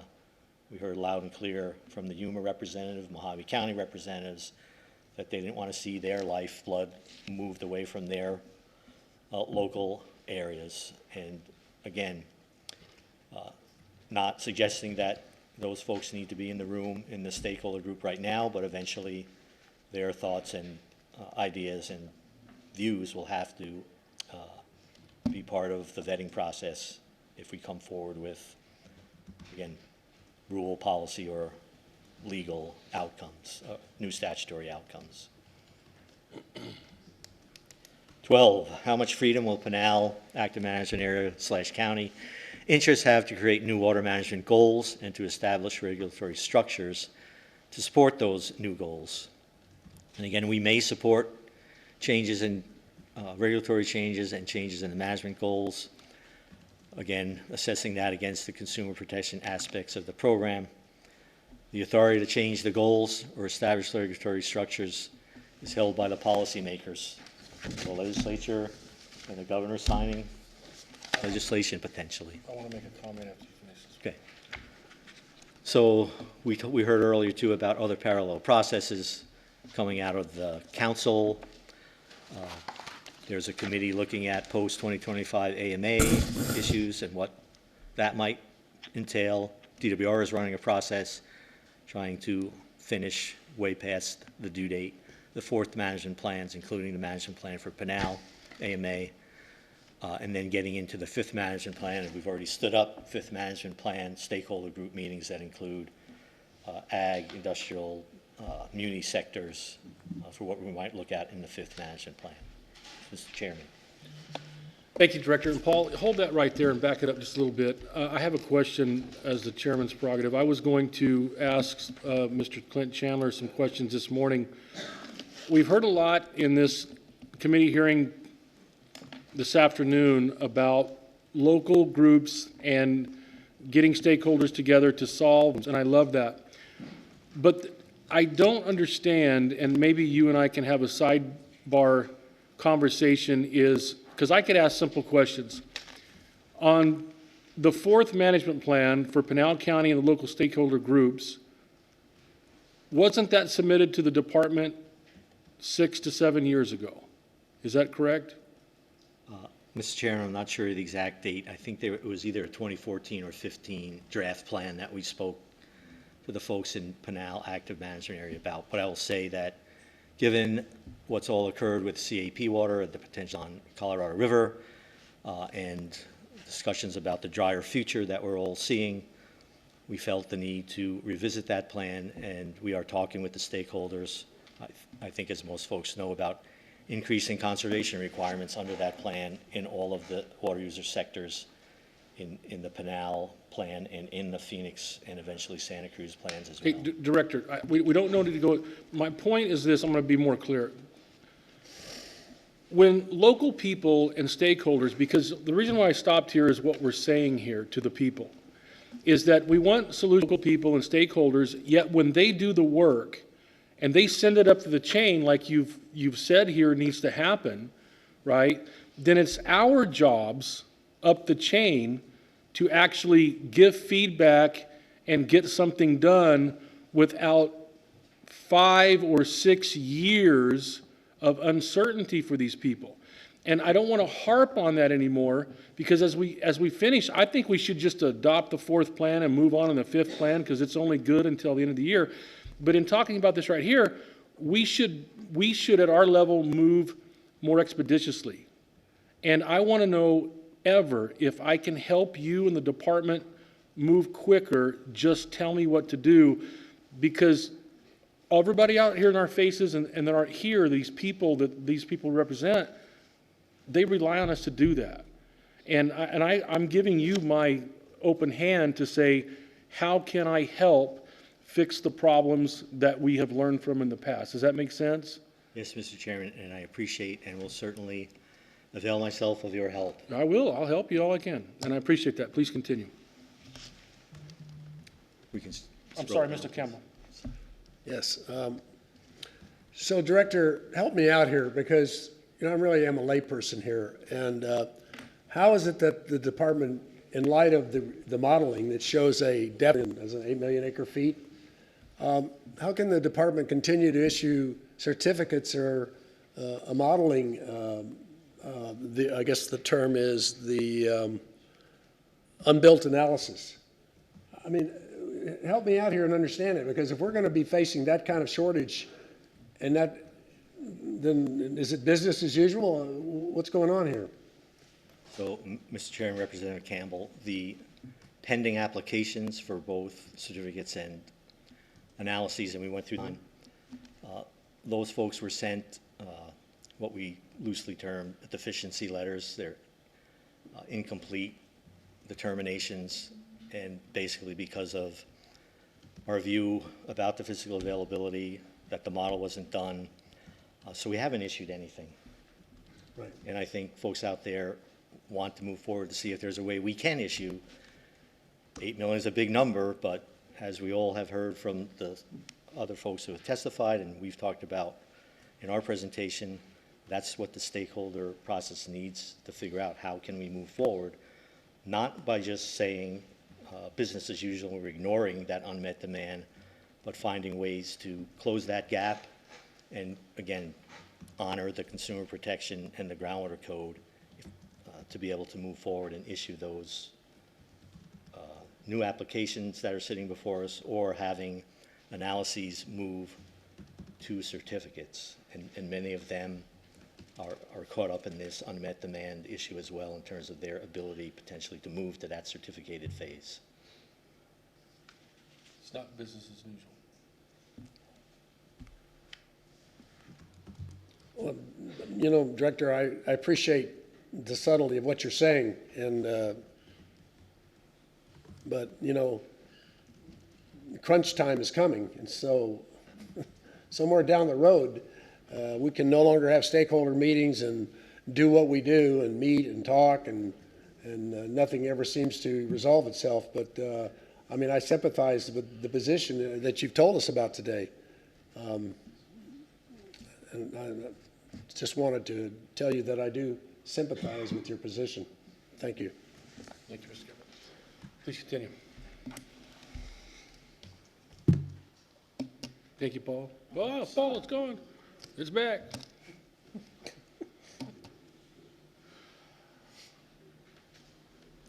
Okay, number 13, how is water stored and recharge projects protected from grandfathered uses of groundwater in the Pinal AMA?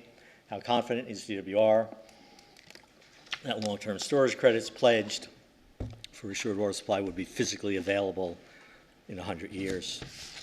So DWR does not have the authority to restrict grandfather groundwater right pumping in order to protect water stored at underground storage facilities or groundwater savings facilities. The statute 45-85601 requires DWR to protect stored water when evaluating applications for certificates of assured water supply designations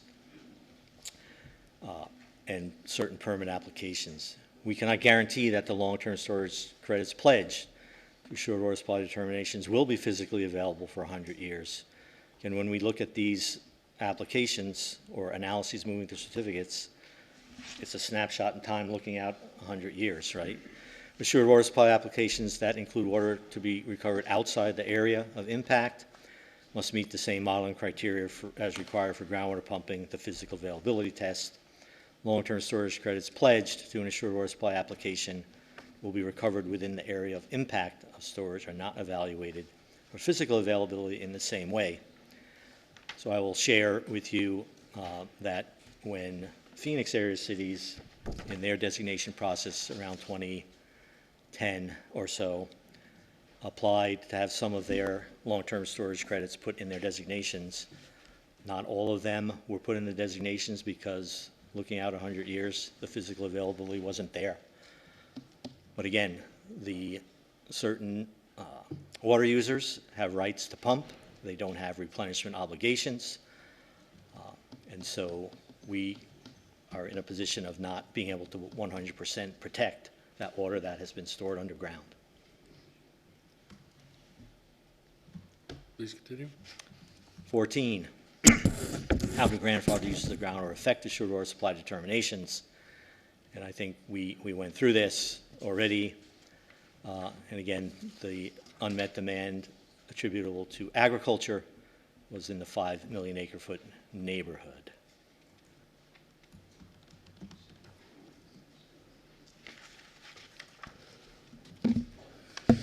So if there is a negative impact, what strategies and approaches has DWR considered? And this is part of that same numbered question 14. If there is a negative impact, what strategies and approaches has DWR considered to mitigate grandfathered uses of groundwater that negatively affect the management goal in the Pinal AMA? Again, there's no single solution. We need to talk locally. But again, we have heard in various forums, including the drought contingency plan discussions, a desire for some of the basic bargains set in the 1980 groundwater code for agricultural, mining, and cities, very carefully crafted consensus that the basic benefits and rights, actions that those folks received might be left either off the table or have a really difficult time changing. So from my perspective, there has been stating publicly that we're honoring the basic tenets of the groundwater code and the consumer protection part, but likewise we're honoring agriculture's ability to pump their grandfather groundwater rights, mine's abilities to put in a well and pump their water. And so I think there's some equity there from our standpoint. But again, it's something that needs to be talked about because of the magnitude of the problem. So 15. And I think this might be the last question, but how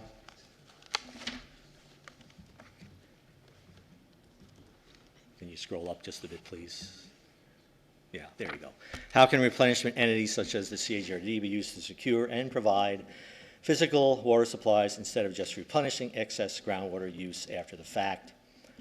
So current statutes for the GRD under certain conditions provide permit the GRD under certain conditions to provide a physical supply through annual replenishment in a specific location to support a designation. Here's the statutory sites.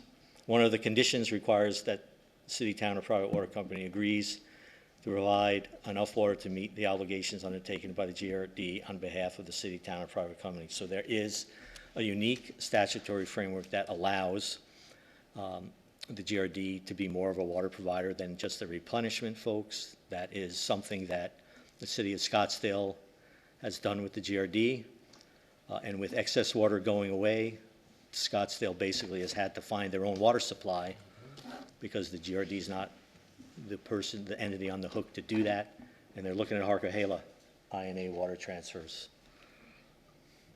And again, that's in the last paragraph. So again, that statutory framework describes is applicable to cities and water companies. Any other statutory revisions would likely be required to authorize the CRG to provide physical water supplies for a subdivision. But again, we'd have to test that outcome of consumer protections. We're willing, again, to have this discussion. I don't want to speak for the GRD about their view of whether their role should be expanded or not. But certainly, the GRD representatives need to be one of the stakeholders in that room. And then lastly, at the bottom, we have a list of acronyms so folks can unravel my bureaucraty speaking. Yeah.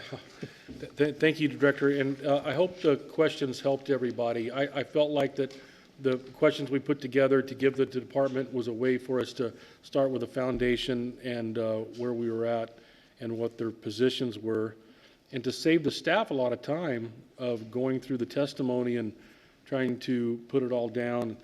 And like I said, well, the Director said it's going to be online this afternoon, right? Yes. Good. Thank you, Director. Anybody have any questions of the Director? That's your last presentation, right? Yes, Mr. Chairman. Okay, hearing none. So let's move on to the call of the public. First, I want to call on one of my favorites, More? Yeah, great. And anyone, I'm not going to put a time limit on anybody because I think that you want to be here for however long you want to be to get your message out or across, especially when the mayor gets up there and starts to speak in a little bit. But Chelsea McGuire with the Arizona Farm Bureau, please come up and state your name for the record and welcome. And thank you for being here. I'm a Farm Bureau member, by the way, full disclosure, in 2 states. Thank you, Mr. Chairman. Chelsea, Arizona Farm Bureau, and appreciate your committee's work. Director Brashatsky, definitely appreciate the work that the department has done to get us this model and to answer these questions. It was no small lift, I know. And the constituents of Pinal County appreciate it. Our members here in Pinal County appreciate it for sure. Mr. Chairman, if you'll indulge me, I just want to echo a few things that you've said and highlight a couple of things that came out in some of the comments here today. Kind of go on record, so to speak, regarding some of the agricultural water use in the Pinal AMA. The model that we saw today, and we've heard multiple times, projects ag obviously as the biggest water use in Pinal County, as one of the highest unmet water needs in Pinal County.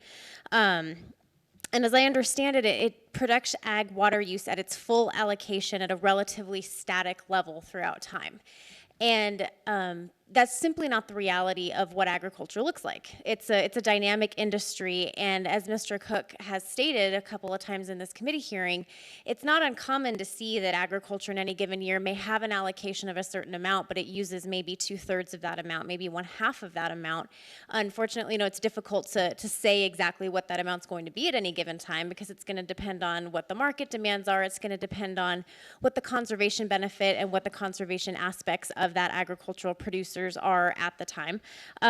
But given that this is the beginning of a stakeholder process that we've heard multiple times, we would love to be able to come in and offer any of the data that we can to help refine that model as much as we possibly can to make it as accurate as it can be, to reflect the realities of the agricultural industry and to alleviate any concerns that might happen as we do continue the discussions about what happens with the drought contingency plan. And as we look at the possibility of an additional 70,000 acre-feet of groundwater pumping, it's not out of the question. It's not untenable for us to look at the conservation benefit of agriculture and say that's absolutely realistic to keep that within the model and still be well aware that agriculture is using less water than maybe we've projected or that we've seen projected here today.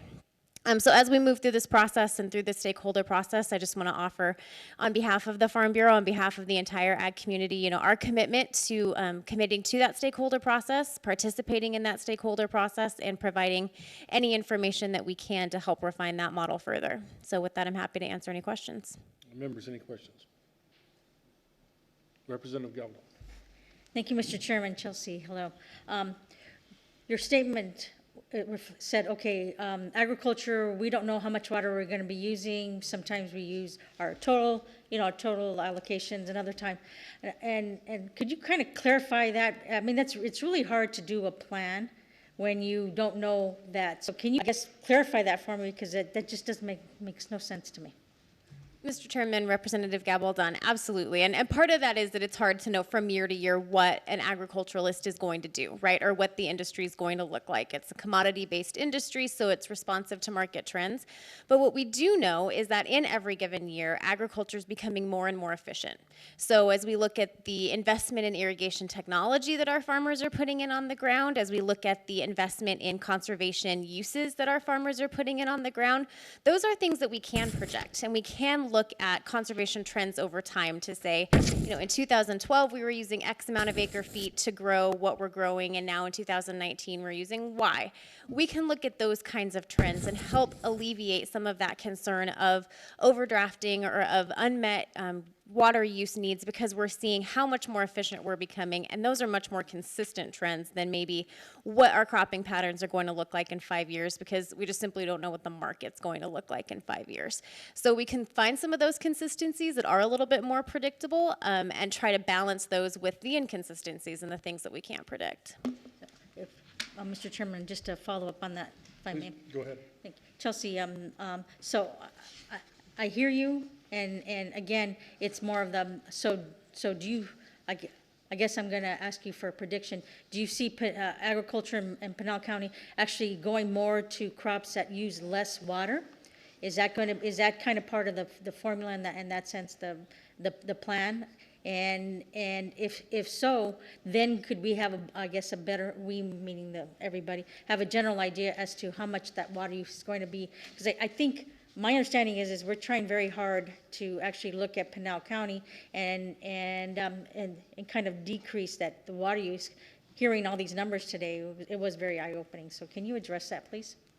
Mr. Cook and Representative Gabaldon, absolutely, I think lower water use crops are a necessary part of Pinal County's agricultural future. They have to make economic sense, but they are part of the overall water portfolio, the overall agricultural portfolio that our farmers are looking at very carefully and making investments in right now. We have farmers that are engaging in very innovative programs with companies like Bridgestone, right, to grow low water use crops that are used as a rubber alternative, something like that. So absolutely, lower water use crops, transitioning to crops that make economic sense and still fill a market need is going to happen in Pinal County. And we're starting to look at what that looks like in the next 5 to 10 years, largely as a part of this DCP process, and trying to put some more concrete numbers for that together. And so we're happy to have those discussions. We're also happy to talk about what we're doing to continue the crops that we are growing that support 40% of the dairy consumption here in Arizona, not just in Pinal County, but across the state as a whole, and keep a lot of our important protein markets and nutritious, safe, affordable food markets open across the state. And so all of that, it's a holistic process, right? There's no silver bullet, and so it's another reason that this stakeholder process is going to be even more important than ever before. And Mr. Chairman, I'm sorry if I may, one more question. Thank you. Chelsea, I saw a presentation this morning that 74% of the water use in the state of Arizona is agriculture. So I guess you being part of the Farm Bureau, do you see the trend of making that number is going to get smaller in coming years, or is that percentage is going to get higher? Chairman Cook, I see that number becoming smaller and smaller, not because agriculture is going away. We're always going to have to eat, and we're going to do everything we can as an agricultural industry to make sure that we continue to meet those nutrition needs of our state and of our nation and of our world. I see that number getting smaller and smaller because we get better and better at what we do. And just like any other industry, any other company that knows that as input costs rise, you need to be able to make your output even more affordable to produce. That's what agriculture is doing as well. And not just because it's an economic benefit, although of course that's going to drive a lot of what we do, but we do it because there's an ecological benefit to it too. We understand the importance of we need to have enough water for the future and to make sure that Pinal County and the rest of our state can grow and develop the way that we want it to. And we want agriculture to stay vibrant in the midst of all of that. So we're going to get better at what we do. We're going to see that water use go down, but we're going to see agriculture remain a strong economic staple in our state at the same time. Thank you, Mr. Chairman. Director. Thanks, Mr. Chairman. So Chelsea, I probably did a bad job of describing the model earlier on, but the model does ramp down agricultural use over time. It's not steady out through time. And when I talked about the information we got from Katie and MSIDD, that's what I was referring to. We got numbers from them that are lower numbers than we had in the past. And again, between our 2014, which was a 2017 model run, and the 2019 model run, the demand we modeled went from 94 million to 80 million, and some of that is because of less agricultural demand in the model. So I also very much appreciate your comments about willing to work with us and provide more information to us so we can refine that appropriately out into the future. Representative Roberts. Thank you, Mr. Chairman. So, I'm not sure, this question is probably going to be directed at the director, but out of some testimony that you said and she has stated, so I want to understand, like right now the model that you're saying, right, we're showing 8 million acre feet that we're short. And so when we're talking about the agricultural aspect, you, Chairman Cook, earlier you used an example of 500 acre feet, and then from an agricultural perspective, say they only use 250,000. So how does the model with the agricultural side being at 5 million acre feet, how does that take into effect if they're only using half of what, you see what I'm saying? Like, I'm going to move it along. So we can talk offline, but what it is simple is that fact that if agriculture has 500,000 acre feet per year they can pump out of the ground, but currently are only pumping half of that, the model is going to pumping that 500,000, the full amount. even though they're not. Now, what the director just said is over time, it shows with the conservation and other things that agriculture does, a lower use in the future, but that's not how the modeling is going to show. So for instance, the town of Maricopa that may have 25,000 acre feet of water, right? The model is going to show that they're pumping 25,000 acre feet of water, but in fact, the town of Maricopa is only currently using somewhere around 7,000 acre feet of water per year. It's going to go into what the maximum amount they can use. That's what the model is going to kick out. That's what I was Like trying an to say. inventory system. Right. You got to plan for the max. Right. Okay. Yeah. Worst case scenario. Thank you. And Chelsea, thank you for being here. And I want everybody to notice Chelsea's a rising star, always in my book. But you notice we didn't have to tell her to speak up one time or how to hold the microphone, right? So thank you very much. Next up, we're going to have, is there Christopher with the town of Florence? And Jim Goldman, you're on deck.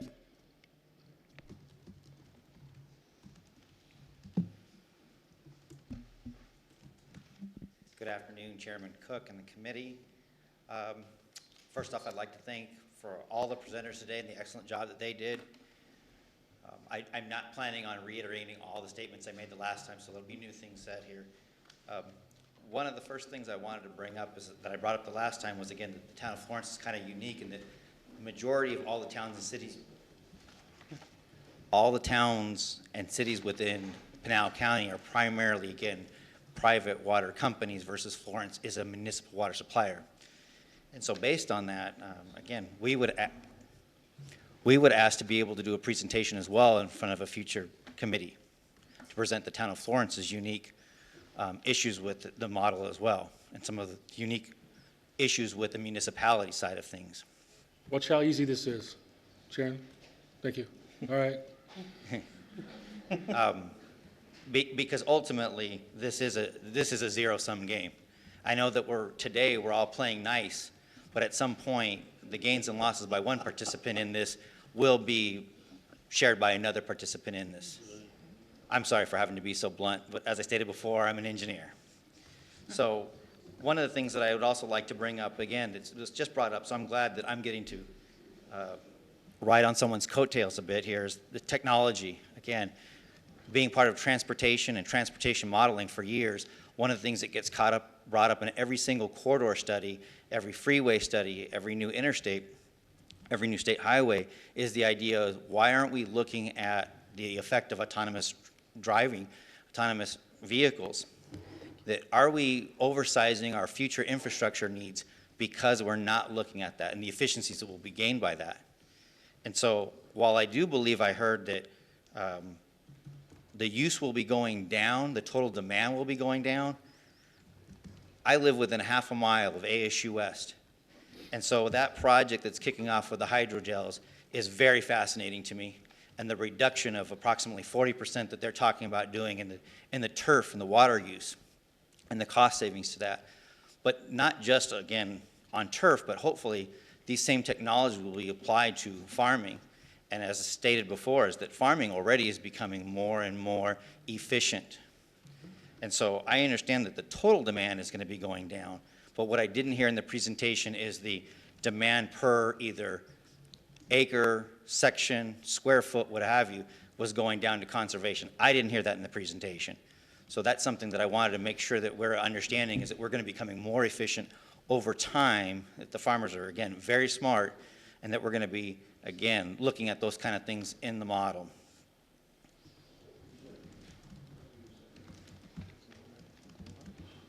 I believe that's all for today. Great. Thank you. Thank you. Members, any questions? Looking forward to our next hearing. Okay, next, Jim Goldman. Jim here? He left. I saw him walk out. Bored him to tears. Okay, bureaucrat talk. All right, now on Pat Johnson, or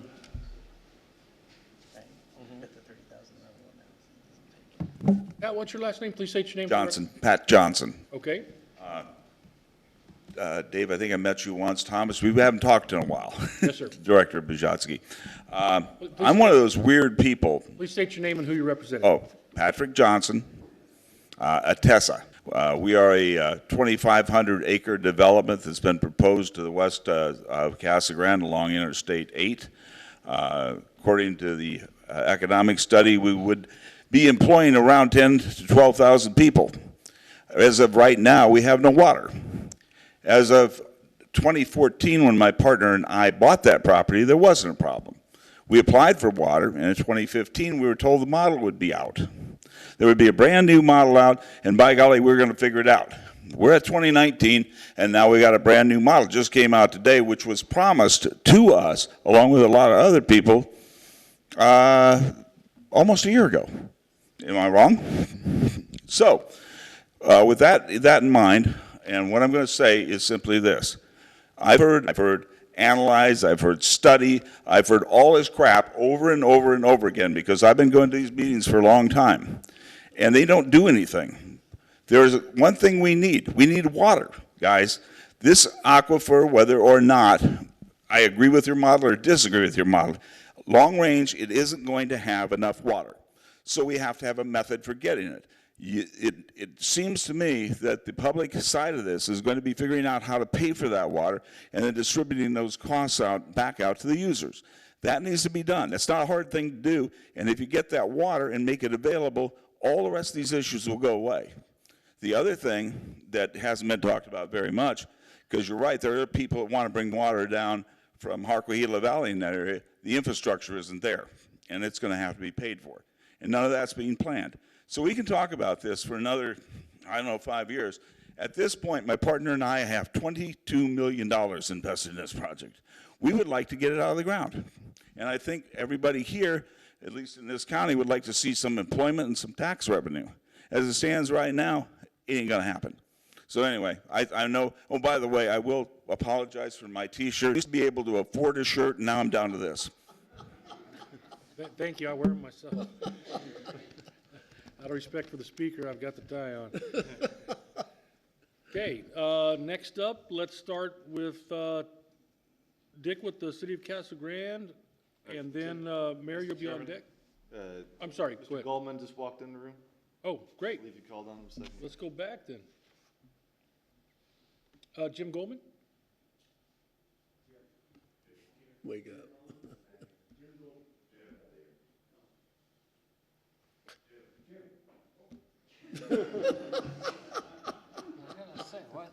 It's that kind of name. There he is. Jim, welcome. Would you for the record and who you represent?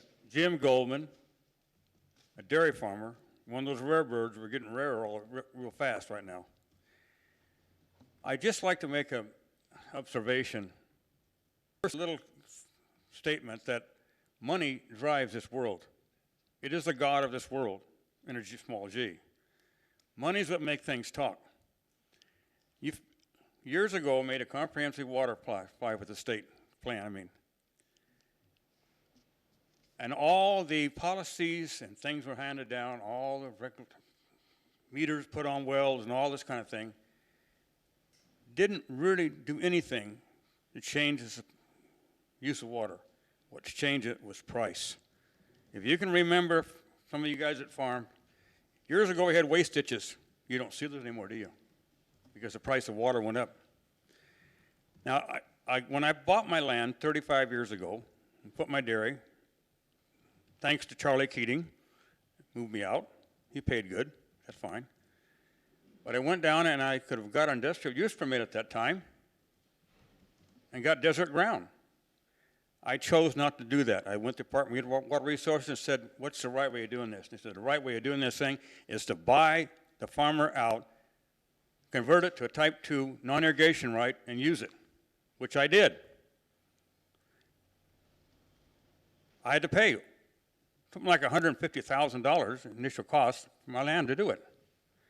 So my question is, and my observation is, if we'd followed that principle as almost like a divine rule, if you want to develop, you buy the right. Buy the land, retire the right, the type 2 water right. That would have worked. And probably we would not have been in a situation we are now. So I'm just saying, maybe we got to go back to that and say, let's just hold solid that rule. If you want to develop, pay the price. I had to pass it on in my business. It's a business price of doing business. Why am I supposed to do that and obey the rules? And a developer comes along and sweet talks people into doing something and disobeying the way the rules are set up to begin with and get away with it and get us in the jam we're in now. And you know, to me, it's simple figures. You convert it from 4 acre feet, it was 6 acre feet at my time, for irrigation right, to a type 2 non-irrigation right. It went to 2 acre feet per acre. Initial savings, great big savings. And I guess I have a hard time in my naive calculations, I guess, to figure out why that principle wouldn't have worked. We'd have followed it. Thank you. Jim, hold on, please. Any questions? Yeah, go ahead. So if I'm understanding what you're saying, it sounds like you just want the application of the rules that you had to play the game by to be applied to everybody else. Is that what I understood you to say? Right, I had to make application and do it, right. So you see it, Mr. Chair, so you see it as an issue of a fundamental fairness? Please speak up real loud because Grandpa Jim's here and getting pretty bad. Mr. Chair, thank you, sir. Can you hear me now? What's that? Can you hear me now? Yeah. Do you see this as an issue of fairness? Say it again. Do I see what? Do you see the problem that you've discussed as an issue of fairness? Just wondering whether or not you think it's fair to have everybody play under the same rules. Is it fair? Yes. I think it's fair. I'll be honest with you. I'm not foolish enough to believe that the future of this state is going to be in agriculture forever. I think it's going to be eventually the long way to development. But in the same token, you have to have water to develop, correct? And we follow the principle. Farmer may get, as I say, a real killing in some situations by having the water right. But I think that's part of the cost of living in Arizona. You want to buy a house in Arizona, you want to start a business in Arizona, water is going to cost you more than other places for that reason. And I don't think that we have to apologize for that. Thank you. Thank you. Anything else? Jim, I got a question I'd like to ask you. Can you come up here for a minute? Yeah. Okay. Good idea. My wife didn't need hearing aids, and she's right, but I'm stubborn. Fine. Jim, I have a question I'd like to ask you. I'm a public land rancher, and I've got a permit to run cows. That's what my family and my wife and I do. The one thing when the government comes in and starts telling me how to manage my cows, and I've got my permit, I always say, if you want to run your own ranch, go buy one. Quit trying to run mine, right? And that's what I want to look out for you farmers. So this is my question for you. I've got a media request in Phoenix to go talk at a radio station from a farmer down here. Would you be interested in doing that? Well, reluctantly. Politics is not something I accede to rapidly. I do my duty. Well, if you'll go back there and think of a farmer that we could send up there, not a bureaucrat, right? Not someone, a politician. Let's find a farmer we can send up there to Phoenix for these people and let them talk to them about the water situation. Personally, I'd be glad to talk to them because I think we've got to follow that principle almost divinely to make it work. Now, let me get this straight. First, you said no. Now you're saying yes. I've been persuaded. Hey, first you said no, now you said yes. Okay. You could be a politician, right on. I'll go do it. I'm going to send them your name and phone number if that's all right with you. Okay, appreciate it. Thank you for being here, sir. I love it. Okay, sorry, Dick. Are we, yeah. Yes, sir. Batter up, and Mayor, you're on deck.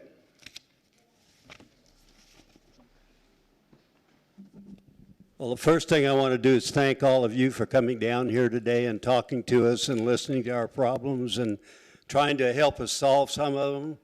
And Noel, you honor my seat. You make it look good where you're sitting. I'm on city council. And David, you just, with that hat there, you go right along with the culture I'm attached to. So glad to have everybody here. I wanted to talk about Herb Gunther, who I think is a familiar name, And Herb Gunther stated, I went to a couple of his water law conferences and at cities and towns and whatever, but he said basically without a new source of water, replenishment will never work. And it makes all the sense in the world. And he said, and if we go to pumping everything, we've got the Gobi Desert.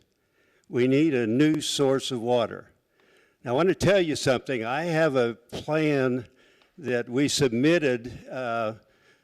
Basically, the idea is on the Mississippi River this year, there was $19 billion worth of damage on the upper Mississippi. And we're down here in the drought situation. We're fighting about water and wanting to use it for this or that. It's very doable to build a diversion dams at Des Moines, Iowa, where the water first comes out of Montana, comes out of the northern states there, Minnesota and Wisconsin, and the water is just about as pure as you can see because it comes off snow melt. And a lot of this is because we're seeing changes in the weather. You can argue about why, but we are. We know we are. They will probably get worse every year, and they can't stand to have $19 billion worth of damage. You saw those rooftops that were floating on the top of water, it looked like. Those houses are destroyed. They're gone. And those people need to get rid of that flood level water. If we had diversion dams at Des Moines, Iowa, and followed Interstate 80, which is the flattest road you'll ever drive. In fact, one of the guys I was telling about said, yeah, I went to sleep and ran into a cornfield. But it goes basically just flat across the country till it gets to Wyoming, and then you see a little bit of altitude involved with it.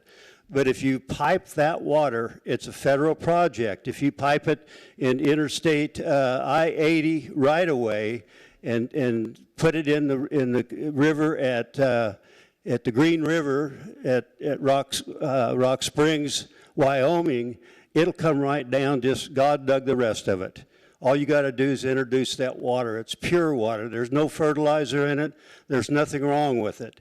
And I was lucky. The supervisors send their chairman to Washington, D.C. each year. And I just sent that plan up with Mr. Goodman, the chair, and he said they really got a lot of interest in it because they got to do something about that $19 billion. They've got to lower the flood level on the Mississippi. We need to get water down here so we'll quit arguing about irrigating our fields, and ag's not going away in 10 years. Hate to disappoint you, but it's not. It's going to be here. But we could bring the water right back behind our dams again, get water down to Mexico. If you go to desal, I guarantee you that's not going to go to irrigation. That's going to all go to homes. So this is doable. And I was told, I went to Kyle's, Waterman, Cinema, McSally, O'Halloran, and the only one I had, and several others from Washington, and their water people all say it's doable. It's definitely doable. And the one I had a product with was Sarah Porter with the Morrison Institute. And I went into her office and she said, "You're from Pinal County, shame on you for planting cotton and alfalfa and taking our water." And so we didn't get much sympathy there, but everybody else said it's doable. And it kind of tests the backbone of our state. We started off with the Coolidge Dam and Roosevelt and Lake Mead and Lake Powell and the CAP. All these things were big things. Seems like we don't do anything big anymore. We just kind of throw dirt on things and say, well, we'll wait till next year. Maybe it'll work out. Well, it doesn't work out unless you guys make it and the people in Arizona get involved.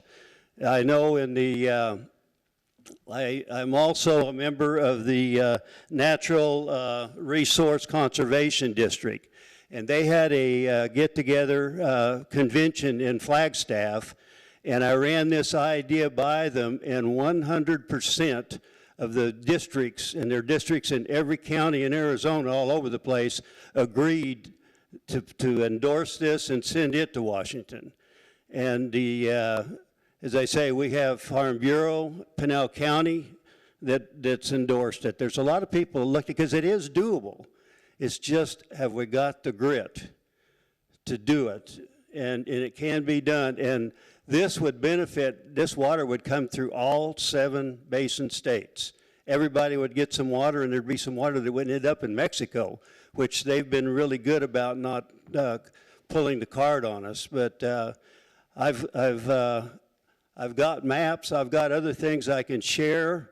But as I say, I think we're missing a real point if we don't step up and do something big. And right now, the only thing that the 2 houses can agree on is they want to do infrastructure. This is infrastructure. This is an important one. This is conservation.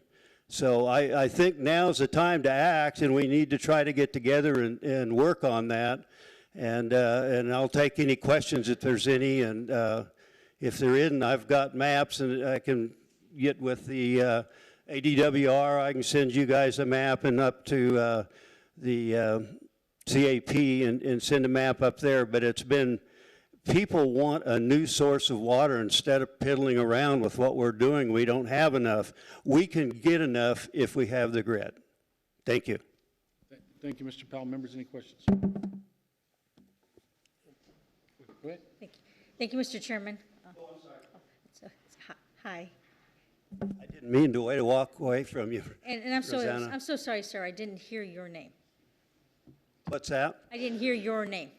My name is Dick Powell. Thank you. Yeah, and I'm a city councilman here in Casa Grande. I'm so sorry. No, that's fine. Okay, Mr. Powell, my question is, and thank you so much for sharing that. Because one of the things that was brought up, again, a meeting this morning, there was somebody from the BOR, the Bureau of Reclamation, and they were stating that there is monies for these infrastructure projects. But however, what's most interesting is you were talking about, I guess, a different river, and I'm sorry, which river were you talking about? Mississippi. Okay, the Mississippi. Actually, I had learned many years ago in the Arizona, the AWWA, so the American Water Works Association, about actually building infrastructure from the Snake River to the Colorado from the Columbia. So thank you very much for bringing that, because we need to really think outside the box, and I really appreciate you thinking about those I appreciate it. You know, the Columbia you're not going to get into because of environmentalists. Right. But as I say, they've got to take that water level down. And it's flood water. It's not water they're going to harvest crops with or anything else.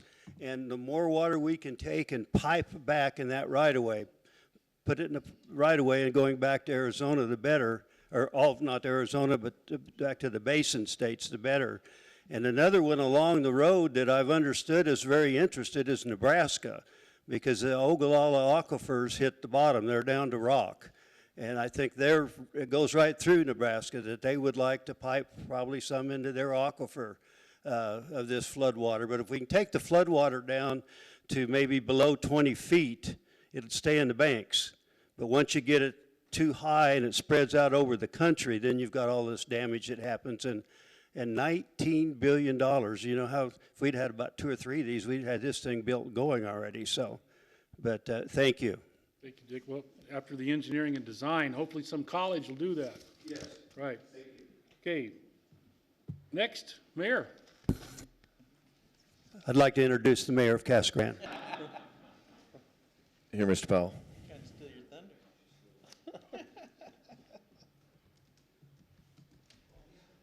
Good afternoon. And Mr. Chairman and fellow representatives and Director Brashowski. Appreciate you guys being here today, and welcome to Casa Grande. You can say it Casa Grande or Casa Grande, but you have to say it one way or the other. Otherwise, you're mispronouncing it, just FYI. So we get that out of the way. We have this conversation. So first of all, I want to thank the director. We've been working on a project here. I know it was mentioned a couple times by Arizona Water and Global Water that there are, in the city of Casa Grande, we have somewhere in the neighborhood of 24,000 platted lots that have certificates of assured water. So those, I think it was 37,000, I think that Arizona Water identified in their whole area. 24,000 of them are here. And so most of those lots have changed hands.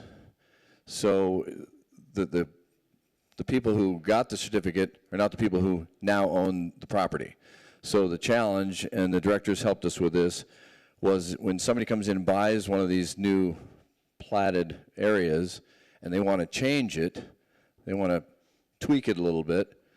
Now instead of 350 home sites, they want to do half of it in a multifamily type of environment, and then the rest in homes, right? So we worked through this process, and basically the water usage is exactly the same as it was before, as it is in the new plan. So as we walk through that process, the director in the department has helped us now get that process moving forward.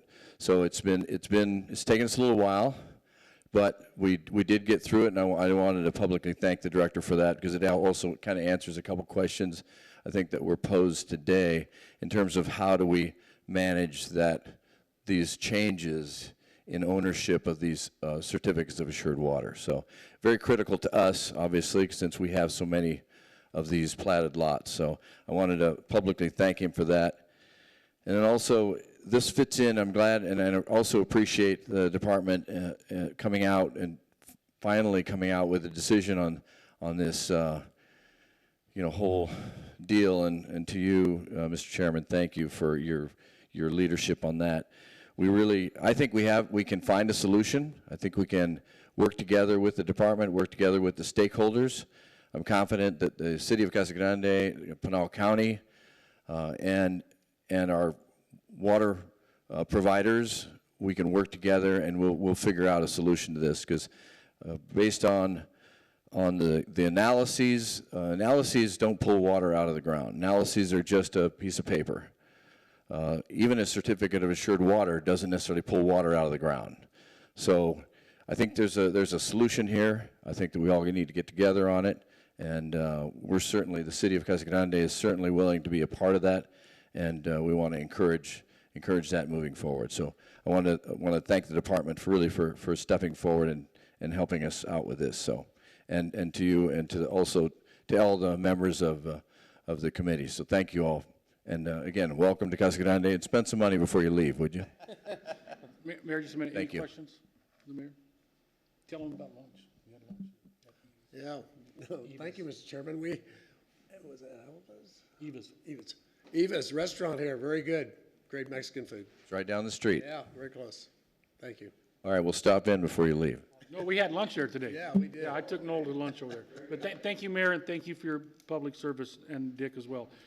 And cleanup hitter, Supervisor Stephen Miller. Welcome, Steve. Good afternoon, Chairman Cook and committee. Thank you for coming down to Pinal County and participating in this ad hoc committee and forum. I go by some old sayings, and if you're not part of the solution, you must be part of the problem. I want to be part of the solution. I want to offer my time and efforts to come up with that, solution from the people of Pinal County. I've been very involved. Not only have I been a general contractor and processed those certificates of assured waters for subdivisions, I have a real close tie to the agricultural community as well. And I think I represent the community quite well in both of those arenas, and I want to find a solution. Director Persofsky, I really appreciate the letter to the editor that you put in. I agree with virtually everything in there. That solution will come from this community, and I'm on board to help get there. So unless you have any questions, I know everybody wants to Members, any get going. questions? Thank you. Thank you, Thank Steve. you all Good to for see being you. here.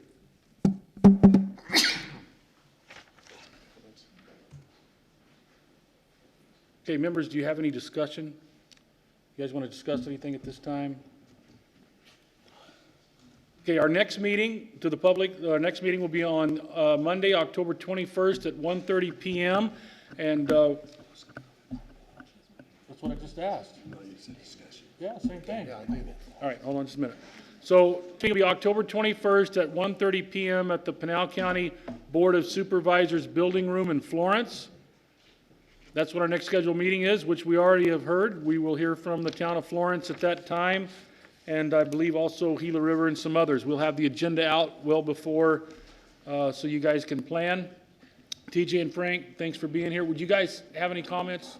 No, Mr. Chairman, the only comment I would have is, obviously, the site hearings, when we're able to do this out in districts and these places, I think are always better, so thank you for your leadership on that, and everybody that spoke here today.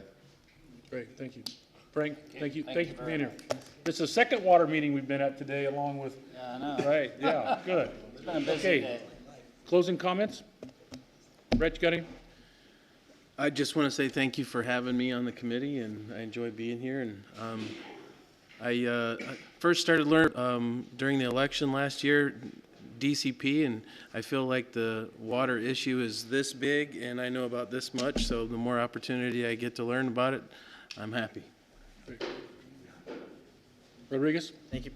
I'd also like to say thank you for being on this important committee, and thank you all for coming today. One thing that I think we heard that we can control is the effect of legislative inertia.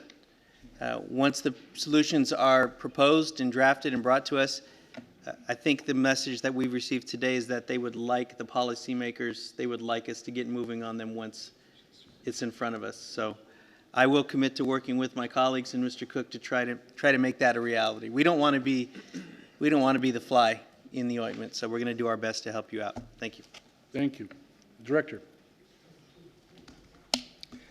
Just Chairman Cook, thank you for having me be part of the speaker as well for that assignment. And I'll just say this, Mr. Chairman, to Representative Roberts, and it is this big. I've been doing this for 37 years, and I learn something new every day, and I'm not kidding about that. There is more to learn than any one person could possibly learn, even in their career in this field.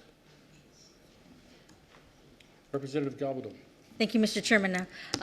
Arizona is a great state, and we have our water, I guess, problems, but concerns throughout our state, and actually talking to Pinal County, I think is a really good start. But we also have to, as a state, really look at sharing ideas and being able to provide those solutions, because the solution in Pinal County may not be something that would address the other part of the state. So I'm here to try to be open-minded and to look at all solutions. And I think it's very, very important that we continue having the dialogue. But as Mr. Rodriguez said, we do need to we need to move. We need to do something about it in regards to our future planning and water sustainability. And so I know you've heard me before. I think we need to really move towards using and reusing every drop of water. There is utilities out there and entities that are actually doing that. Let's learn from them. Let's see how we can really look at our water situation in the long run. And again, it's an honor to be here to listen to all of you, because it's very, very important to hear our constituency. Even though I represent further south, it's important that I hear from all parts of the state of Arizona. So thank you, Mr. Chairman. Representative Campbell. Mr. Chairman, Mr. Johnson, Pat Johnson, I know exactly what you're talking about. I've been doing this for 5 years. This will be my 6th year. We talk, we meet, we platitude, and we don't do anything.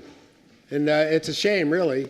I mean, I personally believe this issue is so critical that we really underestimate it. I think it's a critical issue in this whole state. And I call on the governor of this state to call whatever you want to call it, a conference, a meeting, a Groundwater Management Act for 2020. That's what we need. We need to have real horsepower directing this, whoever he wants to put on this committee, to come up with solutions. There's so many issues that we have to deal with: adjudication, water rights, all the things that we've talked about. And we can sit here and talk till hell freezes over, and we won't get anything done. We just won't. I mean, I'm not pessimist about it. That's just the political beast here. So it takes leadership. It takes somebody to crack some heads. You don't make an omelet without cracking eggs. And that's what I believe. I've always believed that. And I've called on the governor of this state to show what I consider to be a lack of leadership many times in transportation. I like the governor personally. He's a great guy. I love the guy.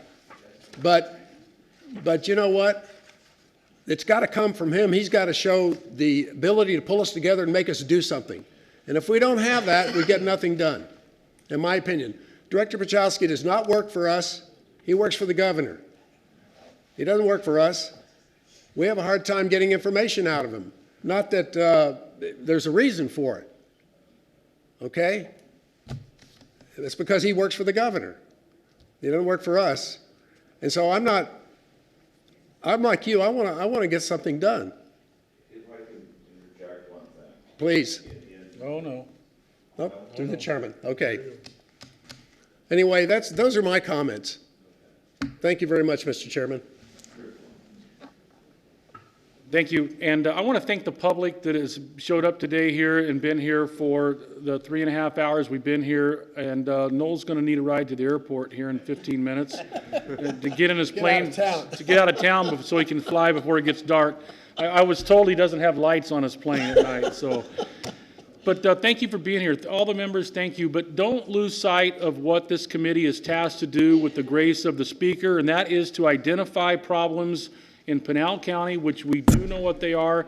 And I want to again say thank you to the director who, by the governor allowing him to be on this committee, look at where we were at in our first meeting and what we've been waiting on for 3 years and the work this committee has done and the information that we just now received that each of us need to take back to our offices and our constituents and all of the organizations and people can take back, and we can work on the next step together. But I think we've taken a huge step forward. My phone has been blowing up. People and organizations are just extremely grateful for what we've gotten done to this point in just a matter of 2 meetings. So we're going to make some changes. We're going to fix the problems. You can't fix them unless you know what they are. With that being said, the meeting is adjourned. David, what do you want? Go, Mr. Campbell. Yeah, you see,